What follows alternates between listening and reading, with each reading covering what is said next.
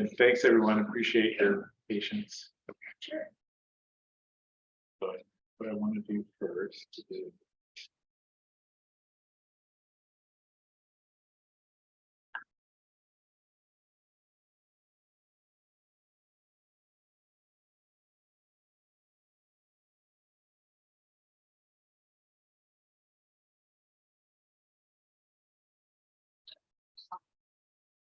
Just water.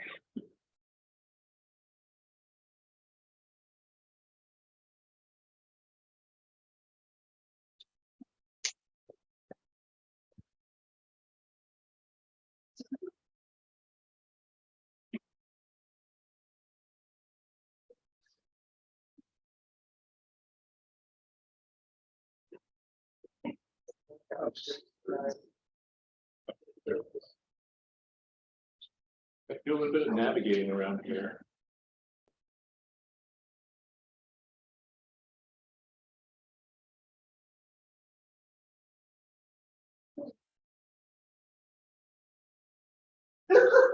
Sorry, girl.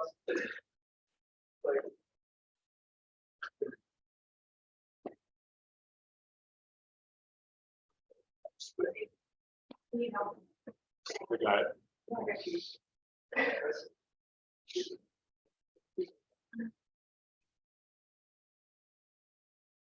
Okay, so we are going to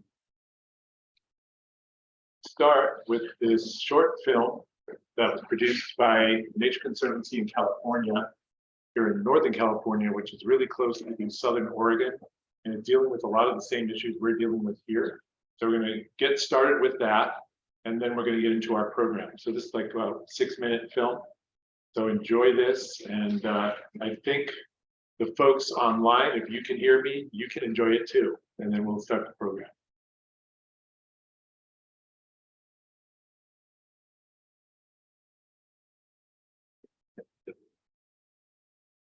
Your eyes. Take a deep breath and steady your mind. You are about to dive into the cold waters of the Northern California coast.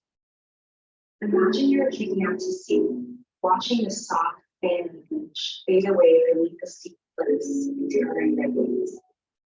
You glance back, one last look at land, and then you slip silently out of sight beneath the surface of the sea.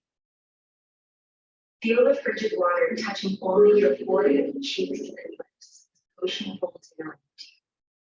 The chill is in your faces, as if you just stepped into a cold shower.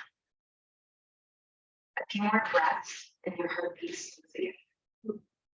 Feel the comforting squeeze of your wetsuit as the pressure hugs your body. You're a visitor, flying weightless to another planet. Suddenly, you feel a gentle resistance on your fin as you reach the sea floor. Open your eyes. You've arrived. Your mind sees a forest, but it's unlike any forest you can remember. One that few have seen firsthand, an underwater forest. Instead of the familiar trees, ferns, and flowers, you see kelp and a variety of other photosynthesizing organisms for which all life underwater depends on for food, habitat, and shelter. And the tall kelp that extends from the sea floor to the surface is not stationary like a tree. It is dancing, swaying with the pulses of the ocean. Soaring through the canopy are not butterflies and birds, but instead fish, seals, and sea lions that duck in and out of sight as they fly, fins outstretched amongst the kelp. You start to see beings that you could have never imagined to exist. The abundance and diversity of plants and animals is a sign of the forest ecosystem's health and prosperity, a buoyant abundance that extends all the way back to the sandy beach beneath the redwoods and the cliffs. Kelp forests and people are intertwined like the tangled piles of kelp that wash to the shore. These watery woods give us breath and sustenance, physically, culturally, and spiritually. We thrive when the kelp forests thrive, and when the forests suffer, so do we. Close your eyes again. Take another breath. Steady your mind. If there was a forest fire in the ocean, Would we notice? Would we feel the heat of its burn? Would we see its smoke and ashes? Would we note the smell in the wind? Or would the ocean surface betray our senses? As you open your eyes again, you see there's a fire raging in the world's kelp forest. And in the northern coast of California, we've nearly lost it all. Since 2014, from Sonoma to Mendocino County, as much as 96% of kelp forest canopy has vanished and is yet to recover. A marine heat wave extending from Alaska to weakened the cold-loving kelp. And the heat wave coincided with a mysterious disease that fish sunflower sea star populations, a key predator in the kelp ecosystem. The combined effects of the loss of this predator and abnormally warm waters emboldened native purple sea urchin to clear cut struggling forests, leaving burn-scarred reefs known as urchin rivers. As we watched millions of acres of our treasured forests on land burn and vanish, so did our underwater forests without notice. This is most. California lost 2 major carbon sinks that absorbed the impacts of climate change within 50 years. On demand, take a deep breath. Steady your mind. Face this reality together. This is the changed climate you've heard about in the news. It is here, now. The loss of our great forests and all that they provide is a challenge. Yet, there's reason to be. People from all walks of life are uniting to develop solutions for restoring the abundance of kelp forests around the world. Right now, flying over our heads, satellites are capturing real-time information about the health of kelp forests to guide the restoration of our most vulnerable forests. Swimming beneath the sea, to create space for kelp to return to its historic strongholds. Right now, scientists are recovering sea stars and developing kelp spore banks to help restore healthy and resilient kelp forests after future fires. Perhaps of the greatest importance right now, you are here, immersing yourself into the wonder of kelp forest ecosystems. Now that you've seen the challenges facing our underwater forests and know there are people working hard to protect them, we now hope you will join us and bring others with you. As you ascend from your dive and slowly kick your way back to shore, you are now part of a movement to protect the place you now know. Join us in creating a world where both nature and people.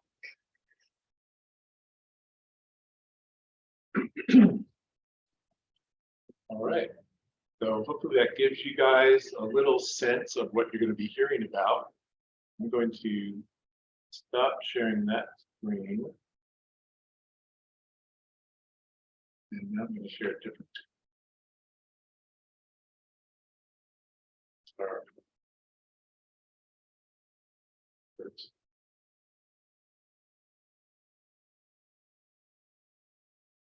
There's one simple hearing hack anyone can use to improve this. Anybody want to know what the hearing hack?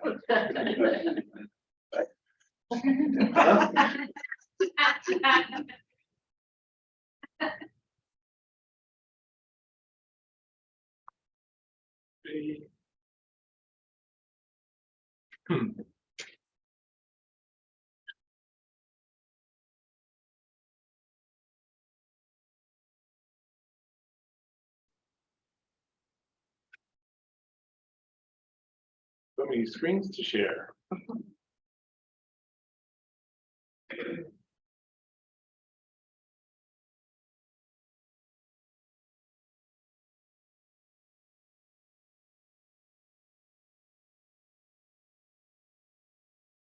Okay. Does anybody know the trick to making this little bar go away? Yeah, I'm going to be,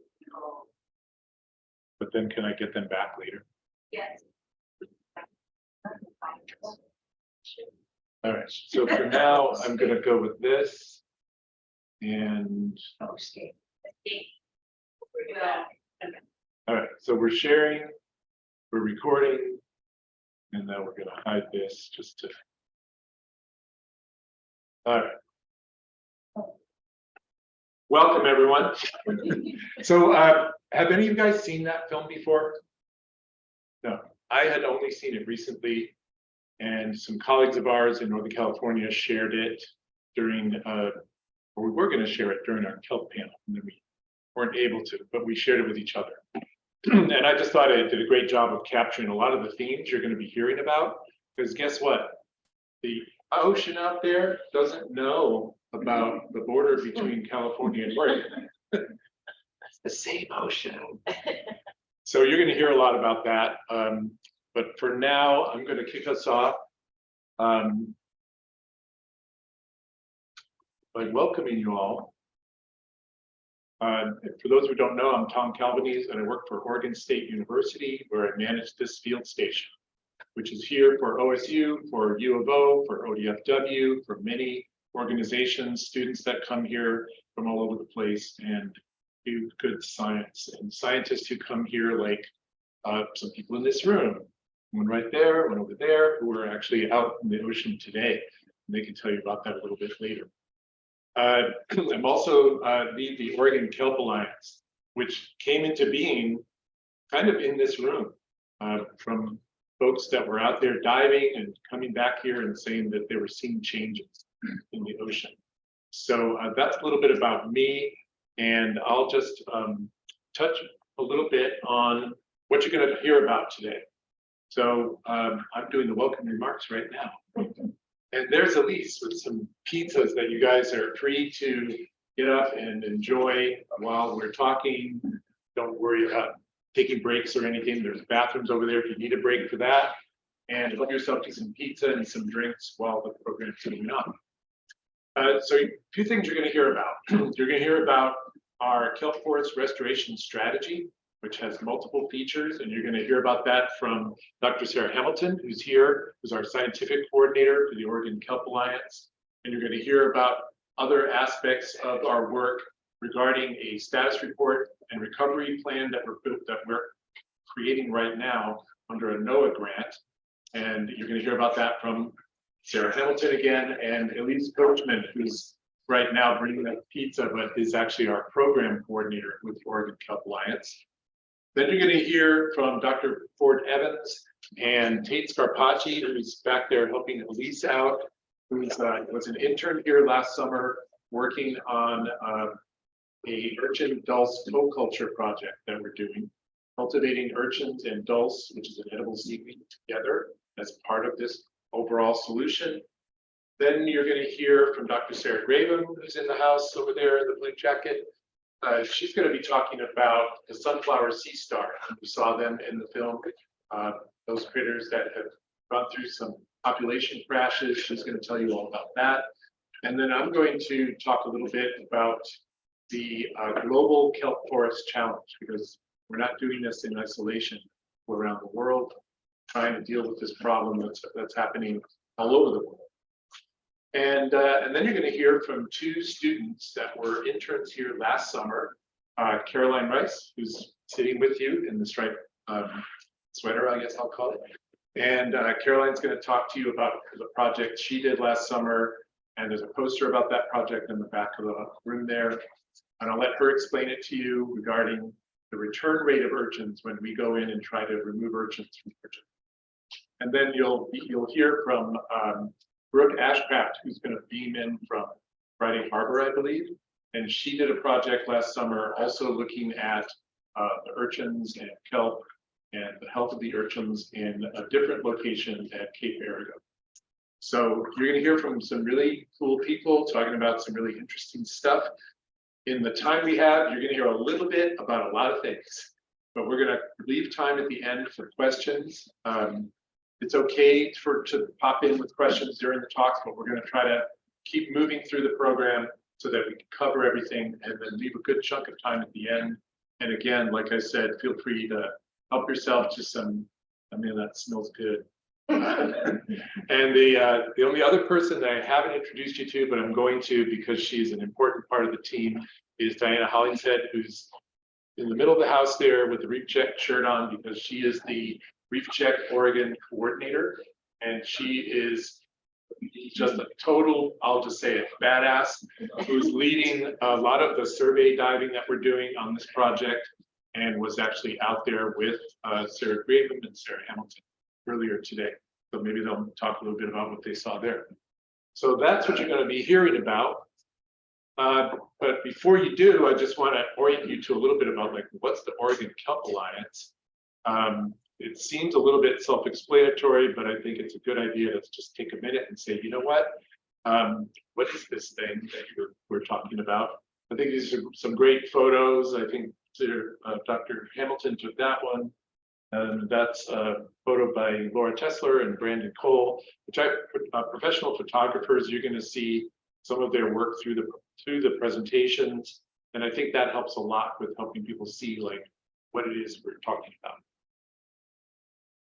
So what is this group? Well, as it says in an alliance, a very broad alliance of folks who are coming at this issue from multiple different perspectives, from commercial urchin divers to scientific divers, students, chefs, resource managers like ODFW, other conservation organizations, people in the community that just like to go diving or kayaking or whale watching. But all of us really appreciate these amazing kelp forest ecosystems that you're going to hear about a little bit.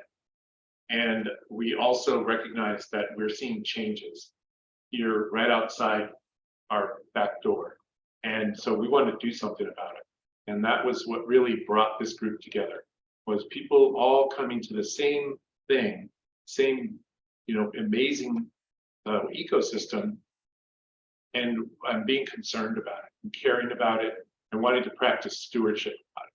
So that's what we're trying to do is to build a kelp forest stewardship program, really, and provide opportunities for people up and down the coast to get involved in this in the places where they live and where they like to recreate or do science or work or go fishing. And so it's a very broad group, as you can see there. I won't list that all out, you can read for yourselves. But it's just been a really great experience to partner with people that are coming at this from so many different perspectives and just making room for all of those perspectives and looking for opportunities to integrate, work together, and find new opportunities to partner, new partnerships that have emerged out of this work.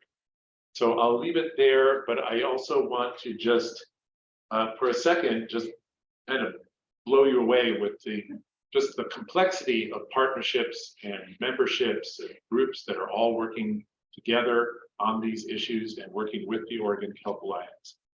And just a few that I want to particularly point out, because all of this takes work. And as you all know, money makes the world go round. So we want to make sure we acknowledge that we have a fiscal sponsor. The Oregon Kelp Alliance is a project of the Ocean Foundation, which is a fiscal sponsorship organization that helps groups like ours get started and help us handle our money. We received a large grant through NOAA under congressional appropriation. So thanks to our elected officials, Senator Jeff Merkley, Senator Ron Wyden, and more recently Representative Val Hoyle, the elected officials that have advocated for this work recognize the importance of it and advocate for funding to help support the work. So that work is through NOAA right now, and it's supporting this status report and recovery plan you're going to hear about. Funding from the Oregon Coast Visitors Association. If you visited our website, you might have seen a long form multimedia piece that they produced. If you haven't, check it out. And forgive me for a couple of F-bombs that I dropped in that piece. So that's really important because we need to be able to communicate this work. So that's super helpful. Oregon Sea Grant has funded the Urchin Dulse Co-Culture project that we're now in year 2 of. The Pew Charitable Trust provided seed money for this restoration work that's now underway. And there are a lot of others, and too many to mention, but I just think it's really important that we acknowledge these folks that kind of make the wheels turn, because you'll hear about all the work that's happening, and it does take a lot of hands and a lot of fins and a lot of scuba tanks and people out there doing the work, flying drones, all kinds of things. And I also just want to acknowledge all the people that have come together to do the work. Some have been doing it in their positions as employees of different organizations, including ours, but many of them have come together as volunteers to take up the scuba tank and get in the water and get involved. So really want to thank everyone who's had a part to play in this and welcome people to do that in the future. So with that, we're going to segue now and take a minute and talk about kelp. Like what's kelp? And I'm going to take this minute to introduce Dr. Sarah Hamilton. Sarah can tell you more about herself, but what I know about her is that she's super passionate about kelp forests, and how it fits into not just the ecosystem, but also how it relates to our communities on the coast. And I really appreciate working with Sarah. She did her PhD at OSU and studied kelp forest ecology and did some really awesome work and continues to do more awesome work as the scientific coordinator for the Oregon Kelp Alliance. So I'm super happy to be working with Sarah, and I'm going to welcome her up to pick it up from here.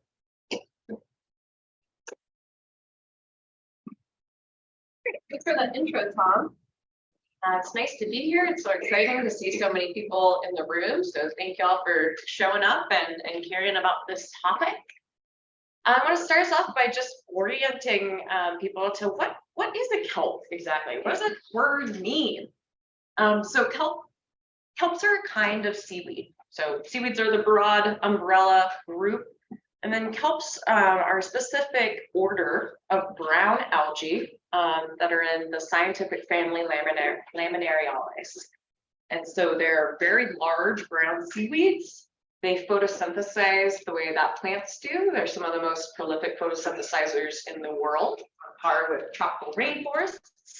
They like to live in cool, shallow waters, and they actually line, it's estimated, about a quarter of the world's coastlines. So sometimes people think these are kind of niche or small ecosystems, but they are very widely distributed. And so I'll show you a couple of different species of kelps. The Northeast Pacific, where we live, if you think about it from the position of the Pacific Ocean, we are in the Northeast, actually has the highest diversity of kelp species in the world. So we have an incredible resource here and along our coastline. These are just a few species of kelps. These are some of the big ones. So I'd like to point out the real star over here on the far right. That kelp is bull kelp, Nereocystis leucana. And Nereocystis in Greek actually means mermaid's bladder or mermaid's purse, referring to those big bulb nematocysts. So you may well have seen those washed up on the beach, and they are, there are two kind of groups of kelps. There are canopy forming kelps and subcanopy kelps. So I kind of think of them as the trees versus the shrubs of the forest. So maybe the Doug firs versus the vine maples of the forest. And so bull kelps are our canopy forming species. They're the ones that you can see along the surface. You can monitor with them with drones or with satellites. Additionally, we have many smaller kelps that grow to be about this big that form a diverse and rich understory, but you have to go in the water to see them. A lot of these other kinds of kelps are not necessarily found around here, but giant kelp, Macrocystis, is found a lot in California. And so a lot of these other species are not actually present around here. This map is not perfect. There are a few details I would contest with them, but it gives you an idea of, just how broadly distributed kelp forests are and where some of these different species exist in the world. So you can see us over here, and the purple is bull kelp, the green is Macrocystis. We have Laminaria species, Saccharina species, many other kinds. And so I started studying kelp forests 5 or 6 years ago as a graduate student, and I think the reason that I've stuck with it for so long is because not just about the kelps themselves, but about all the benefits that kelp forests provide for human communities. So for instance, they're incredible, they're ecosystem engineers. Where there is kelp, there is a forest. Like where there are Dunford trees, there's a forest. And so they provide all of this habitat that little bitty tiny shrimps want to come and hide in the kelp. And that means fish come to graze on those tiny shrimp. And that means seals come to eat those fish. We even think there's been some work going on at the Port Orford Field Station showing that the little tiny shrimps that like to hang out in kelp forests are some of the foods for gray whales. And so they're trying to understand, do gray whales use kelp forests or the margins of kelp forests as foraging habitat? So they are incredible kind of magnets of biodiversity. Very many, different species from tiny little critters all the way up to marine mammals love to spend time in kelp forests, eat kelp itself, eat the critters that live in the kelp. But additionally, there's a lot of other things that kelps can do for us and ecosystem services they provide. So for instance, down here, coastal protection, kelps take a lot of waves. And so in the fall, when you see those big mats of kelp that wash up on the beach, they are taking a big, some of the brunt of that wave action that is coming in with the winter storms and battering the coastline. And so that dampens the wave energy that ends up hitting the shore. Additionally, removal of carbon and pollution. Kelps are used in urban coastlines to remove pollutants like nitrogen runoff. They are such prolific photosynthesizers that any nitrogen that's hanging around the atmosphere, they will happily slurp that up and convert it into organic tissue. So they can be used for bioremediation of things like copper, nitrogen, other runoff. Additionally, I mentioned they're prolific photosynthesizers that suck down a lot of carbon to build their tissues. Now, I'll just briefly say that does not always, you may have heard of the idea of blue carbon and kelp as carbon sequesterers. So I just want to note there's a difference between sucking down that carbon into the living tissues of kelp and those tissues and that carbon actually getting sequestered away from the atmosphere for long periods of time. So I think sometimes the media attention around carbon sequestration is a little overblown, but I can talk more about that at the end if anyone's interested. And then additionally, there is some of my friends who, when I tell them, I study kelp, they're like, oh, we hear that kelp's a superfood and everyone should be eating it. And it's, it's the new thing to farm. And indeed, there is a lot of attention around kelp aquaculture. Kelp aquaculture has been going on across the world for hundreds of years. In the past decade or so, it's really exploded in popularity, in part because kelps are so low impact. You don't have to, unlike big fish farms, you don't have to feed them anything. They just need, water with some nutrients and some light, and they do the rest. So they can be eaten by humans. They can be eaten by livestock. They can be used as fertilizer. Kelps and other seaweeds are used as materials in chemical processing, cosmetics, lab processing. And I've heard in Chile, they use some compound in kelp to brew beer. So I personally would be interested in kelp-derived beer. But yeah, so this is what keeps me coming back to kelp forests. I just think they're rich, exciting ecosystems that have so much to offer coastal communities. So let's see. So that's kind of the context of, what are kelps? Why do we love them? That Nature Conservancy video you saw did a good job of setting up, kind of setting the stage, because kelp forests, not only in the US, but worldwide, are facing a lot of threats. And so over here on the right, you see this kind of worldwide map, and the yellow lightning blasts that I put in on PowerPoint represent just some of the places where we've seen really massive kelp forest die-offs and collapses in the last 10, 15 years. So Norway, Portugal, Chile, the Atlantic coast, Baja California. And as you saw in that documentary, in 2014 and 2015, the bull kelp forest in Northern California really collapsed. Like 90 to 96% of that canopy was gone. And I don't know if you're aware, but it's 2023 now, and we haven't seen them coming back. We've seen them little pockets here and there coming back, but it's like now we're up to 80% or 20% of what it used to be instead of 5 or 10. So that's clearly really concerning. Some of the reasons worldwide that kelps have been declining include ocean warming. Kelps are fundamentally temperate to polar species. Cold water holds a lot more nutrients than warm water. And since they grow so fast, they need a lot of nutrients. So kelps really prefer cool, cold water.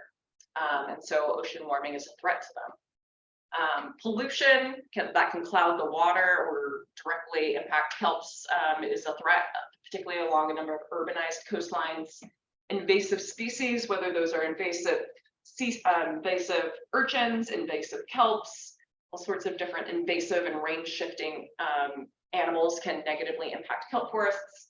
And then the one that many of you are probably most familiar with is this idea of urchin overgrazing, which oftentimes is a symptom of, the purple urchins around here are native, but it's a symptom of an ecosystem that's out of balance. And we have this massive overpopulation of urchins that chomp down the kelp. So that, worldwide, this is a problem. And it's been really interesting in the last 10 years or so to kind of watch all these different places across the world have their kelp forests disappear. And you see communities, in all of these places kind of coming out of the woodwork and saying, like, we're not okay with this. Like, we need to do something. We're not okay with losing our kelp forests. How do we make this better? And so that is where, I guess, starting around 2020. Starting around 2020, urchin divers started coming to Tom, who used to be an urchin diver himself, and saying that Orford Reef, which I don't know how many of y'all have gotten to go out there, but it's a massive reef about a couple of miles off of Port Orford here. So urchin divers were coming back and saying, we can't fish here anymore. There's no kelp and the urchins are skinny and starved and they don't have good uni. We're gonna have to go somewhere else. And one of the things I did during my PhD was I used satellite data that goes back, 20, 30 years. And what I found was that kelp forests in Oregon did not collapse the way that they did in Northern California. It's not that bad. But we have seen long-term, both over the last 20 years and the last 10 years, last 5 or so years, kelp forests in a couple of different places, Depot Bay, Orford Reef, Brookings, beginning to disappear. And so, we've taken a similar strategy to what you heard the Nature Conservancy mentioning a little bit in that video. And so we are kind of going with a 3-pronged approach to kelp forest restoration and protection here in Oregon. And they address different spatial and temporal scales. And so the first one is grazer control. Some of you may have seen or been a part of the urchin smashing events, sometimes they get called, across the coast of Oregon over the last couple of years. Basically, there are a number of reefs that just have massive overpopulation of urchins. And while those urchins are there, there's no way for the kelp to recruit and start another healthy, happy kelp forest. A weird fact about urchins is just because all the kelp is gone does not mean they will starve and die. They go into kind of a hibernated zombie mode where they just kind of sit there with this ramped down metabolism. They can hang out for years waiting for little baby kelps to try to recruit, and then they kind of pounce. So in certain, it's a really time intensive thing to do. It takes a lot of people smashing, thousands and thousands and thousands of urchins.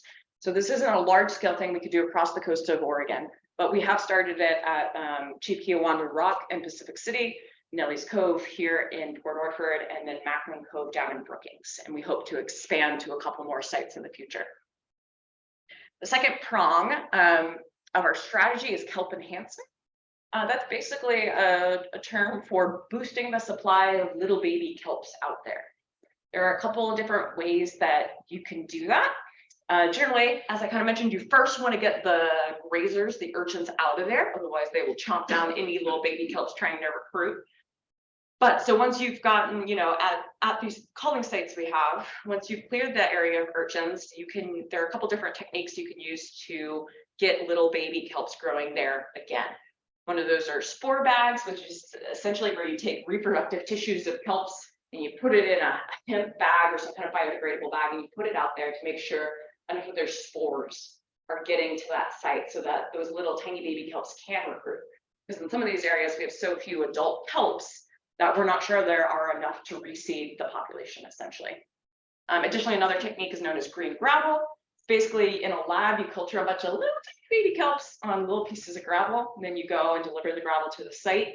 And if those kelps can grow fast enough and adhere themselves to the bottom, then they can reestablish a new kelp forest that will be more resistant to urchin overgrazing in the future.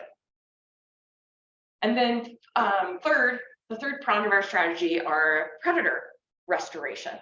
So I mentioned that all of these urchins are a sign of an ecosystem that's out of balance. And the reason that is because historically in Oregon, the two main urchin-eating predators we had were sea otters and sunflower sea stars. Sea otters were extirpated in the late 1800s in Oregon, so they've been gone for a long time. And then sunflower sea stars, which actually Aaron Ashdown just walked into the room, and that's him with the sunflower sea star Misty that came up in his log line the other day. Sunflower sea stars not completely disappeared, but were hit really hard by sea star wasting disease back in 2015 or so. And so the Oregon Kelp Alliance is pursuing sunflower sea star recovery as a means for getting those urchin populations back in check so that our kelp forests can thrive. So it's a three-pronged strategy that has pros and cons in terms of how time intensive they are, how expensive they are, how quickly we can deploy them. Oh, sorry, I jumped gun a little bit, but yes, so this is kind of what an urchin barren looks like. You can see, you know, when we do some of these urchin smashing events, you just sit in one place and, you know, and you can go through a couple hundred in a dive. So it's incredibly dense down there. There's a study down here by Dylan Dolinar that found that he put a urchin in a tank and it had flow through seawater, but he didn't feed it for 16 months and he came back and it was still alive. So they can last a long time once they've overgrazed the kelp and continue to present a problem to the reestablishment of any forests into the future. Additionally, when they're in the state, I said they kind of go into like a hibernation mode. They are starved, and so they don't have, they basically reabsorb their gonads, which is what uni is. If you've ever had uni in a sushi restaurant, those are urchin gonads, which is a little gross, but it's tasty. So they reabsorb those gonads because times are tough. They don't have energy for reproduction, and they're essentially just kind of spiky, hollow shells of a being. They don't have a lot of ecological value in terms of being prey for things like sunflower stars or sea otters, and they don't have a lot of commercial value to urchin fishermen who want to harvest them and sell them on the uni market. So these are some images that we have from some of the culling work that's gone on at Nellie's Cove over the last few years. We've got Hilaire, Diana, me, I think Laura Tessler, and then I think Grant Hogan, there we go. So that's been going on at the last 2 summers at Nellie's Cove. This is last summer, some of the work culling event that was going on in Pacific City, based off of dory boats that launch straight from the beach. We've got Faith and Caroline there in the middle, and then a Lincoln City Audubon Society volunteer that was helping us measure. We do gonadal indices, or gonad index, which is essentially a metric of the health of the urchins based on how fat and rich those gonads are. And so I've spoken a little bit, got a little bit out of order here, but so those culling events relate to the first prong of our strategy, which is the grazer removal. Kelp enhancement, you can see here a couple of juvenile kelps that you see them washed up on the beach right now. Some of them are just that big and they're the cutest of the kelps. And so as I was saying earlier, you add juvenile kelp to an area that's been cleared of urchin using techniques like green gravel or spore bags. And one of the cool things is that kelp forests and urchin barrens are an example of something that's known as an alternative stable state, which is essentially like a kelp forest in a healthy kelp forest is stable in the way that it's actually not that prone to urchin overgrazing. It's kelps are constantly growing and constantly sloughing off a little bit of tissue here and there. And so what urchins really want to do is sit down in cracks and crevices where they're protected from predators and wait for little bits of kelp to drift by. And you see their little arms going and they grab a piece of kelp and they eat it. And they don't have to go out, they don't have to risk predators, they don't have to spend energy searching for kelp. So when there is enough kelp, it's raining all this food down to the urchins and they don't have to come out and overgraze everything. So that and a few other reasons means that once kelp forests are reestablished, it's not going to continue to be this situation where urchins are constantly threatening them all the time. The urchins would prefer not to be out and about grazing down the kelps. But when there's so many, is that balance? When there's so many urchins? Yeah, like when you show that picture with mostly. Yeah, so when the urchins are kind of, that's the other side of the stable state. When the urchins are in a barren, it's kind of stable because they'll eat anything that tries to recruit there. So it's these kind of, sometimes it's thought of as flips and locks between these two ecosystem states. And so what we want to try to do, start getting some of the barrens that have established back in that transitional state towards a kelp forest. And some of the places that we have in Oregon that have not collapsed yet, for instance, like Cape Arago, but they have a lot of urchins. They're showing some warning signs that they could suddenly flip into an urchin barren. We want to get sunflower sea stars and other predators back into that system so that they start reducing those urchin densities before they become a problem. And then I'll speak to this really briefly because Sarah Braben's going to talk more about this, but as I mentioned, there are two main urchin predators in Oregon, sea otters and sunflower sea stars. If you're interested in sea otter reintroduction, the ORKA Alliance is a group here in Oregon that is driving the work to reintroduce otters here. However, sunflower sea stars were in the system until about 2014, 2015, when they were knocked out by this disease. Very recently, we've begun to see a few here and there, a few little ones, a couple coming up in long lines, which is really exciting for us, thinking about the potential for restoration work in Oregon. Up in Friday Harper Labs, they've started a captive breeding program that has been kind of a proof of concept that you can breed these in the wild or breed these in captivity. They can produce millions and millions of babies very quickly, and then hopefully put those back up into wild to restore population. They're currently listed as critically endangered under the IUCN and the Red List, and they're being considered for threatened status under the Endangered Species Act. And I'll stop there so that Graham can speak more to that. Dr. Cashin, are you actually collecting bags of sea urchin? When we're down, so unfortunately bringing sea urchins back up to the surface doesn't work all that well because they're really heavy and there's not much to do with them because they're not commercially viable. So we end up just smashing them down there. We take hammers down, and that's I like to point out that's not something, an idea we came up with. That's something that's been done in in California since the 1990s, smashing urchins. Yeah, so it's Compost? yeah, they're if you're ever interested in getting some of these urchin skeletons for use as compost or something like that, let us know, because we also don't love the idea of wantonly killing a bunch of native animals. That also makes us, we don't love that. And if there were ways, that those tests, those skeletons, those urchin carcasses could be used, we would be interested in that. It's just a matter of how do you haul thousands and thousands and thousands. I think we took 42,000 urchins out of Nelly's Cove a couple of summers ago, and it was a small portion of Nelly's Cove. That wasn't clearing the whole cove. I have a really selfish question. What's the uni in sea urchin? How does it become? What do you get sea urchin? Well, actually, Ford and Tom, I won't go too much into that because Ford will talk more about how do you take an empty, gross, unhappy urchin and fatten it up so that it can become marketable uni. These are some pictures of sunflower sea stars through different phases of the wasting disease. Over here on the right, you can see the roadmap to recovery for the sunflower sea star. That was a document put out by the Nature Conservancy a couple of years ago. So this is not just an Oregon issue. This is a California issue. This is a Washington and British Columbia issue. Multiple states and countries, even at this point, are looking at ways to restore sunflower sea star populations for the animals themselves and also for the impacts they have on kelp forest ecosystems.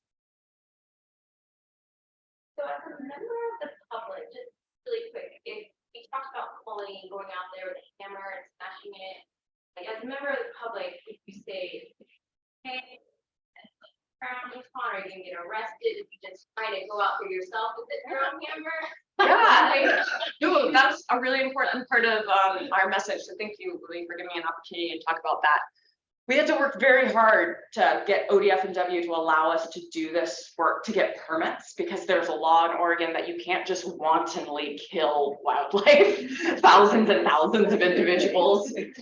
So we had to work very hard with them to say, one of the things we do is before we have to do a lot of work documenting that a site has an urchin problem. We do a bunch of, Diana helps us with a bunch of these surveys, and we go back to ODF and W and we say, see, there's, you know, sometimes it's 15, 20 urchins per square meter. We need to do something, and then they will give us the go ahead. And so we have clearance at those 3 sites to do that culling work. But if we do it under a scientific permit, so these are technically scientific experiments. So it's not something, A, it would be illegal if you weren't doing it with us under this permit, but B, it also takes so much removal, so many people, so many hammers, so many urchins being removed, that if, you know, 1 or 2 people here and there going out is honestly probably not going to really make a difference. It needs to be these really intensive, focused, coordinated efforts. And that's not just me saying that, that's based on work we've seen out of California and British Columbia on like, when do these urchin removal strategies actually work? So. But they're not reproducing because they can't when they're that dense, right? We don't think they're reproducing very much. I mean, they don't have, like, when you open them up, there's nothing in there. So we don't think they are. A lot of marine animals reproduction is very kind of a black box. We don't know all that much about it. For instance, kelps, we don't know a lot about some of their reproductive cycle.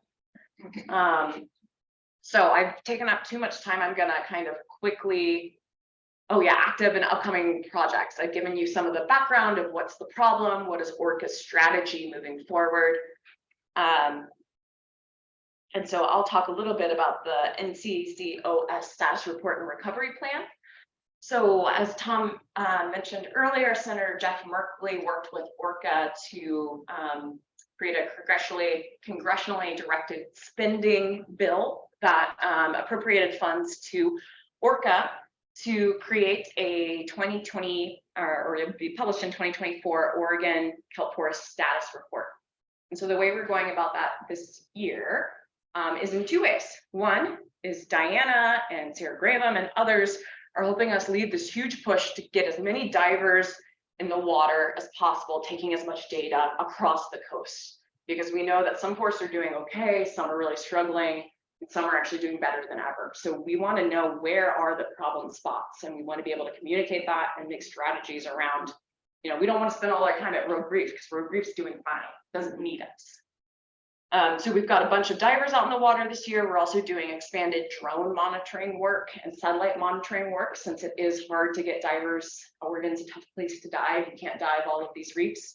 So we use aerial techniques to monitor the extent of the kelp as well. So that's a brief, big snapshot of the whole state this year. And then we're also working with ODF and W, with Reef Check, with Oregon State University to get access to old kelp forest data, some of it going back to the early 1900s to try to understand how have kelp forests changed over time. So, you know, a snapshot of where it is at right now and what do we know about where it was at 10, 15, 20, 100 years ago. So that status report will be hopefully coming out in June 2024. And I'll hand it over to Elise now to talk about the other half of that. I asked about kelp. Once kelp is washed up on the shore, is it no longer alive or viable? So it's not, it will die shortly.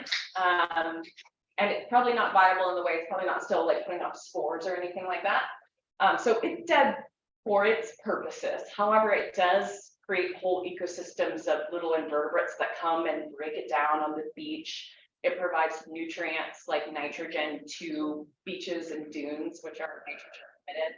So it has this, sometimes we call them subsidies, an ecosystem subsidy, where it brings a lot of biomass and nutrients to beach ecosystems. So it's not helpful to the forest at that point, but it's helpful to other animals and Part two is, are there any dates that, you know, like we have old growth forests on land, are there old growth forests?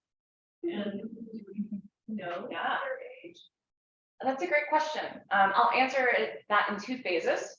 One, looking at the individuals. So bull kelps, the species that we see most often around here are annual species. So they're regenerating every year, sometimes they live for 2 years. However, there are other kinds of kelps. For instance, I think it's called old growth kelp. It's actually called old growth kelp or woody kelp. It's a kelp called Pterogophora that can live more, I think, like 12 to 15 years. And you can actually, if you cut the stipe, you can see rings, like annual growth rings, the way you do with trees. And I think the oldest living species of kelp in the world lives in Norway, can live up to like 25 to 30 years. So they don't get old the way that old growth forests do. And as far as like thinking about deeper time, you know, how long have these forests been around, what they used to look like, it's only really been in Oregon, the last 5 to 10 years that a lot of this monitoring has been done. So for instance, sometimes people ask me, well, like, were the kelp forests way bigger before otters were wiped out? And it's like, I don't know, nobody was taking surveys back then. So, and nobody was taking surveys back then, so. Thank you. You say that annual, does the kelp that grows, what's growing, does it go, that whole stalk go down, like a garden, the whole stalk, you put it clear out of the garden, the whole fresh thing coming back up, so Yeah. it's actually the whole, all the kelp out there every year goes away, in fact, Usually what ends up happening in Oregon is that they get ripped out by the winter storms. right, So my guess is it's probably like maybe 5% of the bull kelp population that maybe manages to hold on through the winter. it still sort of sits out there, so it's dead, it's not gonna come back, it's gonna be there. Yeah, it might kind of limp along through another season, but for the most part, they're completing their whole life cycle every year. And some of the but that doesn't mean there aren't kelps on the understory. It doesn't like, you got a snagged up forest, they're dead, they're still standing out there. Yeah, usually it gets removed, you know, there's a lot of wave action that would rip them out. They don't have roots like plants, Right. so they can't just resprout. They did, Once they're ripped out, you can get washed away. Things that- they're more like a tomato. But once it's gone, once it's gone, it's gone. It's gone. You know? Great. So for everyone who doesn't know me, my name is Elise Coachman. I'm the ORKA program coordinator. I am going to be talking about the second half of our NOAA and CCOS grant, which is the recovery plan. So Sarah touched a lot on the status report side of it, which is very, very important for a lot of our data gathering through survey, field work, and all of that. And that's going to help inform this recovery plan that we're going to produce.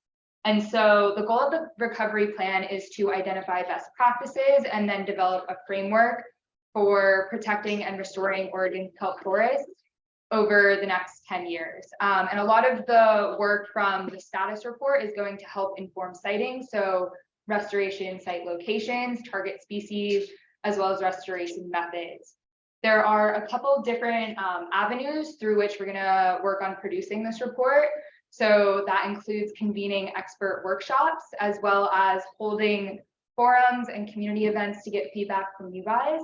And then also looking to case studies from other regions. So a lot of other regions have had similar issues where they've had kelp forest decline, and they've been working on this issue for years and years and years. They have restoration plans, places like California, Washington, and globally like Australia, sorry. And so we're going to look to those plans, and those case studies to better inform the work that we're going to do here and what we're going to implement in Oregon. Lastly, the rollout for it. So the report, both the status report and recovery plan, are going to be made publicly available, which you can view on our website, OregonKelp.com. And I also encourage you guys to scroll to the bottom of the website and sign up for our newsletter, because we'll be posting periodic updates, as well as you'll be informed when that is released. We will also be delivering the recovery plan to elected officials, so Senator Merkley, Senator Wyden, and Rep. Hoyle. And we are also going to be holding outreach events such as this one, where we will give you guys an update and inform you of our findings, and then our plans for the coming years as well. So you can look out for that. Lastly, we will also be making all of our data publicly available through the West Coast Ocean Data Portal. It's a great resource. If you guys haven't checked it out, I strongly encourage you to do so. There's a lot of open access data there that can be used for resource management, as well as policy development and other things. So all of our data will be published there once we're done, and the rollout is going to be in June of 2024, so a year from now. And we are very excited to share all of our work with you in the coming years. So with that, I am going to turn this over to our next presenter, which is Dr. Ford Evans, who's going to talk about Oregon Sea Grant, dulse and sea urchin co-culture work. All Whenever right, you're ready. excellent. Thank you, Elise. All right. Let me make sure I can still do this. All right. Well, thank you very much for inviting me. This has been a fantastic meeting so far, and it's great also to get the background out of the way, so I don't have to do all the explaining of the kelp forest ecosystem where these animals are coming from. So what I'm going to give an update on is a project that we're doing looking at the co-culture of purple sea urchins and Pacific dulse in land-based tanks in Southern Oregon in particular. This is a Oregon Sea Grant funded project, as Tom mentioned, and we have a lot of great partners involved: Oregon Kelp Alliance, Port Abandon, the Port Orford field station down there, as well as other folks such as the Oregon Coast Aquarium, who did the collection of these animals for us to start off this experiment. But what I'm going to focus on is sort of the seafood end of the urchins. And sea urchins are seafood. There is a capture fisheries, a dive fisheries for this creature. And what you end up eating, I suspect probably most of you in the audience perhaps have eaten sea urchin uni, either in the form of sushi, as uni, or as an ingredient in other dishes. But as Sarah mentioned, the edible fraction of the sea urchin is in fact its gonads, and this is a pentaradial symmetry, so you get actual 5 different gonad lobes within each individual urchin. Here is a very ripe urchin that's been cracked open for, I think this is probably being sold sort of at a farm stand. But you can see this one is in very good condition and chock full of uni. This is its gonad or roe. And there is a commercial fishery for purple urchins, is actually what drives the commercial fishery here in Oregon and along the west coast of the US. It's a highly desirable species in Asia and domestically. But what you see around this 2014, let me do this, around 2014, we're talking about the perfect storm with the predator wasting disease and seawater temperature and so forth. You get this reduction in landings of of the red urchins, which dominate the fishery. Hope I didn't get that wrong. It's the red sea urchin that dominates the commercial fishery, not the purple. But you see this dramatic decline in landings. It's, again, probably not the case that the urchins aren't there, but they just don't have because the urchin barrens, the overgrazing of the kelp forests, they just don't have the gonad content to make them a marketably viable product. So there's no sense going out and diving for them. And the demand is still there. So when you look at the unit price per individual, coming up to around this 2014, 2015, this area here, it's at about 50 cents per pound. This is what the diver receives. You see this dramatic increase in cost. So supply is going down, demand is still there. So you see the unit price of urchins going up. I'm not going to get into why purples aren't responding in this way, but I think that has to do with market outlets, but we won't get into that. But the point is there is a high demand for urchins, and it's not really being, the demand isn't being met. So one way to sort of regain market value in these zombie urchins, which we've heard about that are essentially empty, is, let's say you go out to a urchin barren where they've raised the kelp forest down to bare rock. If you crack these animals open, you'll see that there's very little in there. You see the gut in there. This is the Aristotle lantern, its jaw, but there's no gonad whatsoever. This is an animal that was pulled from an urchin barren. So no market value whatsoever. So the idea behind this idea of roe enhancement is to take these zombie urchins, these empty urchins, bring them into land-based tanks, feed them something nutritional, and this is my spoiler alert, we're going to talk about dulse in this presentation, but it could be any other nutritious food source. And hopefully after some relatively short period of time, the urchins have redirected their energy reserves and are now beginning to bulk up their gonads. And now this becomes a marketable product, essentially. So that's the concept of roe enhancement. And it's not something that we've invented. It's done all over the world. It's done with different species, different macroalgae. People are trying artificial diets to do the same sort of thing. But what we're exploring particularly is, again, looking at the purple urchins. We've got a lot of them off the coast of Oregon here, specifically looking at purple urchins and feeding them Pacific dulse. And this is Palmaria palmata, which I want to talk a little bit about as well. So this is what we're going to feed the animals to try to fatten up their gonads. The reason why there's two reasons why we've chose to use Pacific dulse. One is that we've studied it for some time at the Hatfield Marine Science Center in Oregon State University's Hatfield Marine Science Center in Newport, Oregon. We've developed ways of culturing it fairly effectively, and it is scalable. So these technologies can be used. This is a dulse farm, Oregon seaweed in Garibaldi, Oregon. And land-based culture of this species can be scaled to a commercial scale. So that is one main reason. Actually, we were talking about the age of seaweeds, and the way dulse is propagated is vegetative propagation.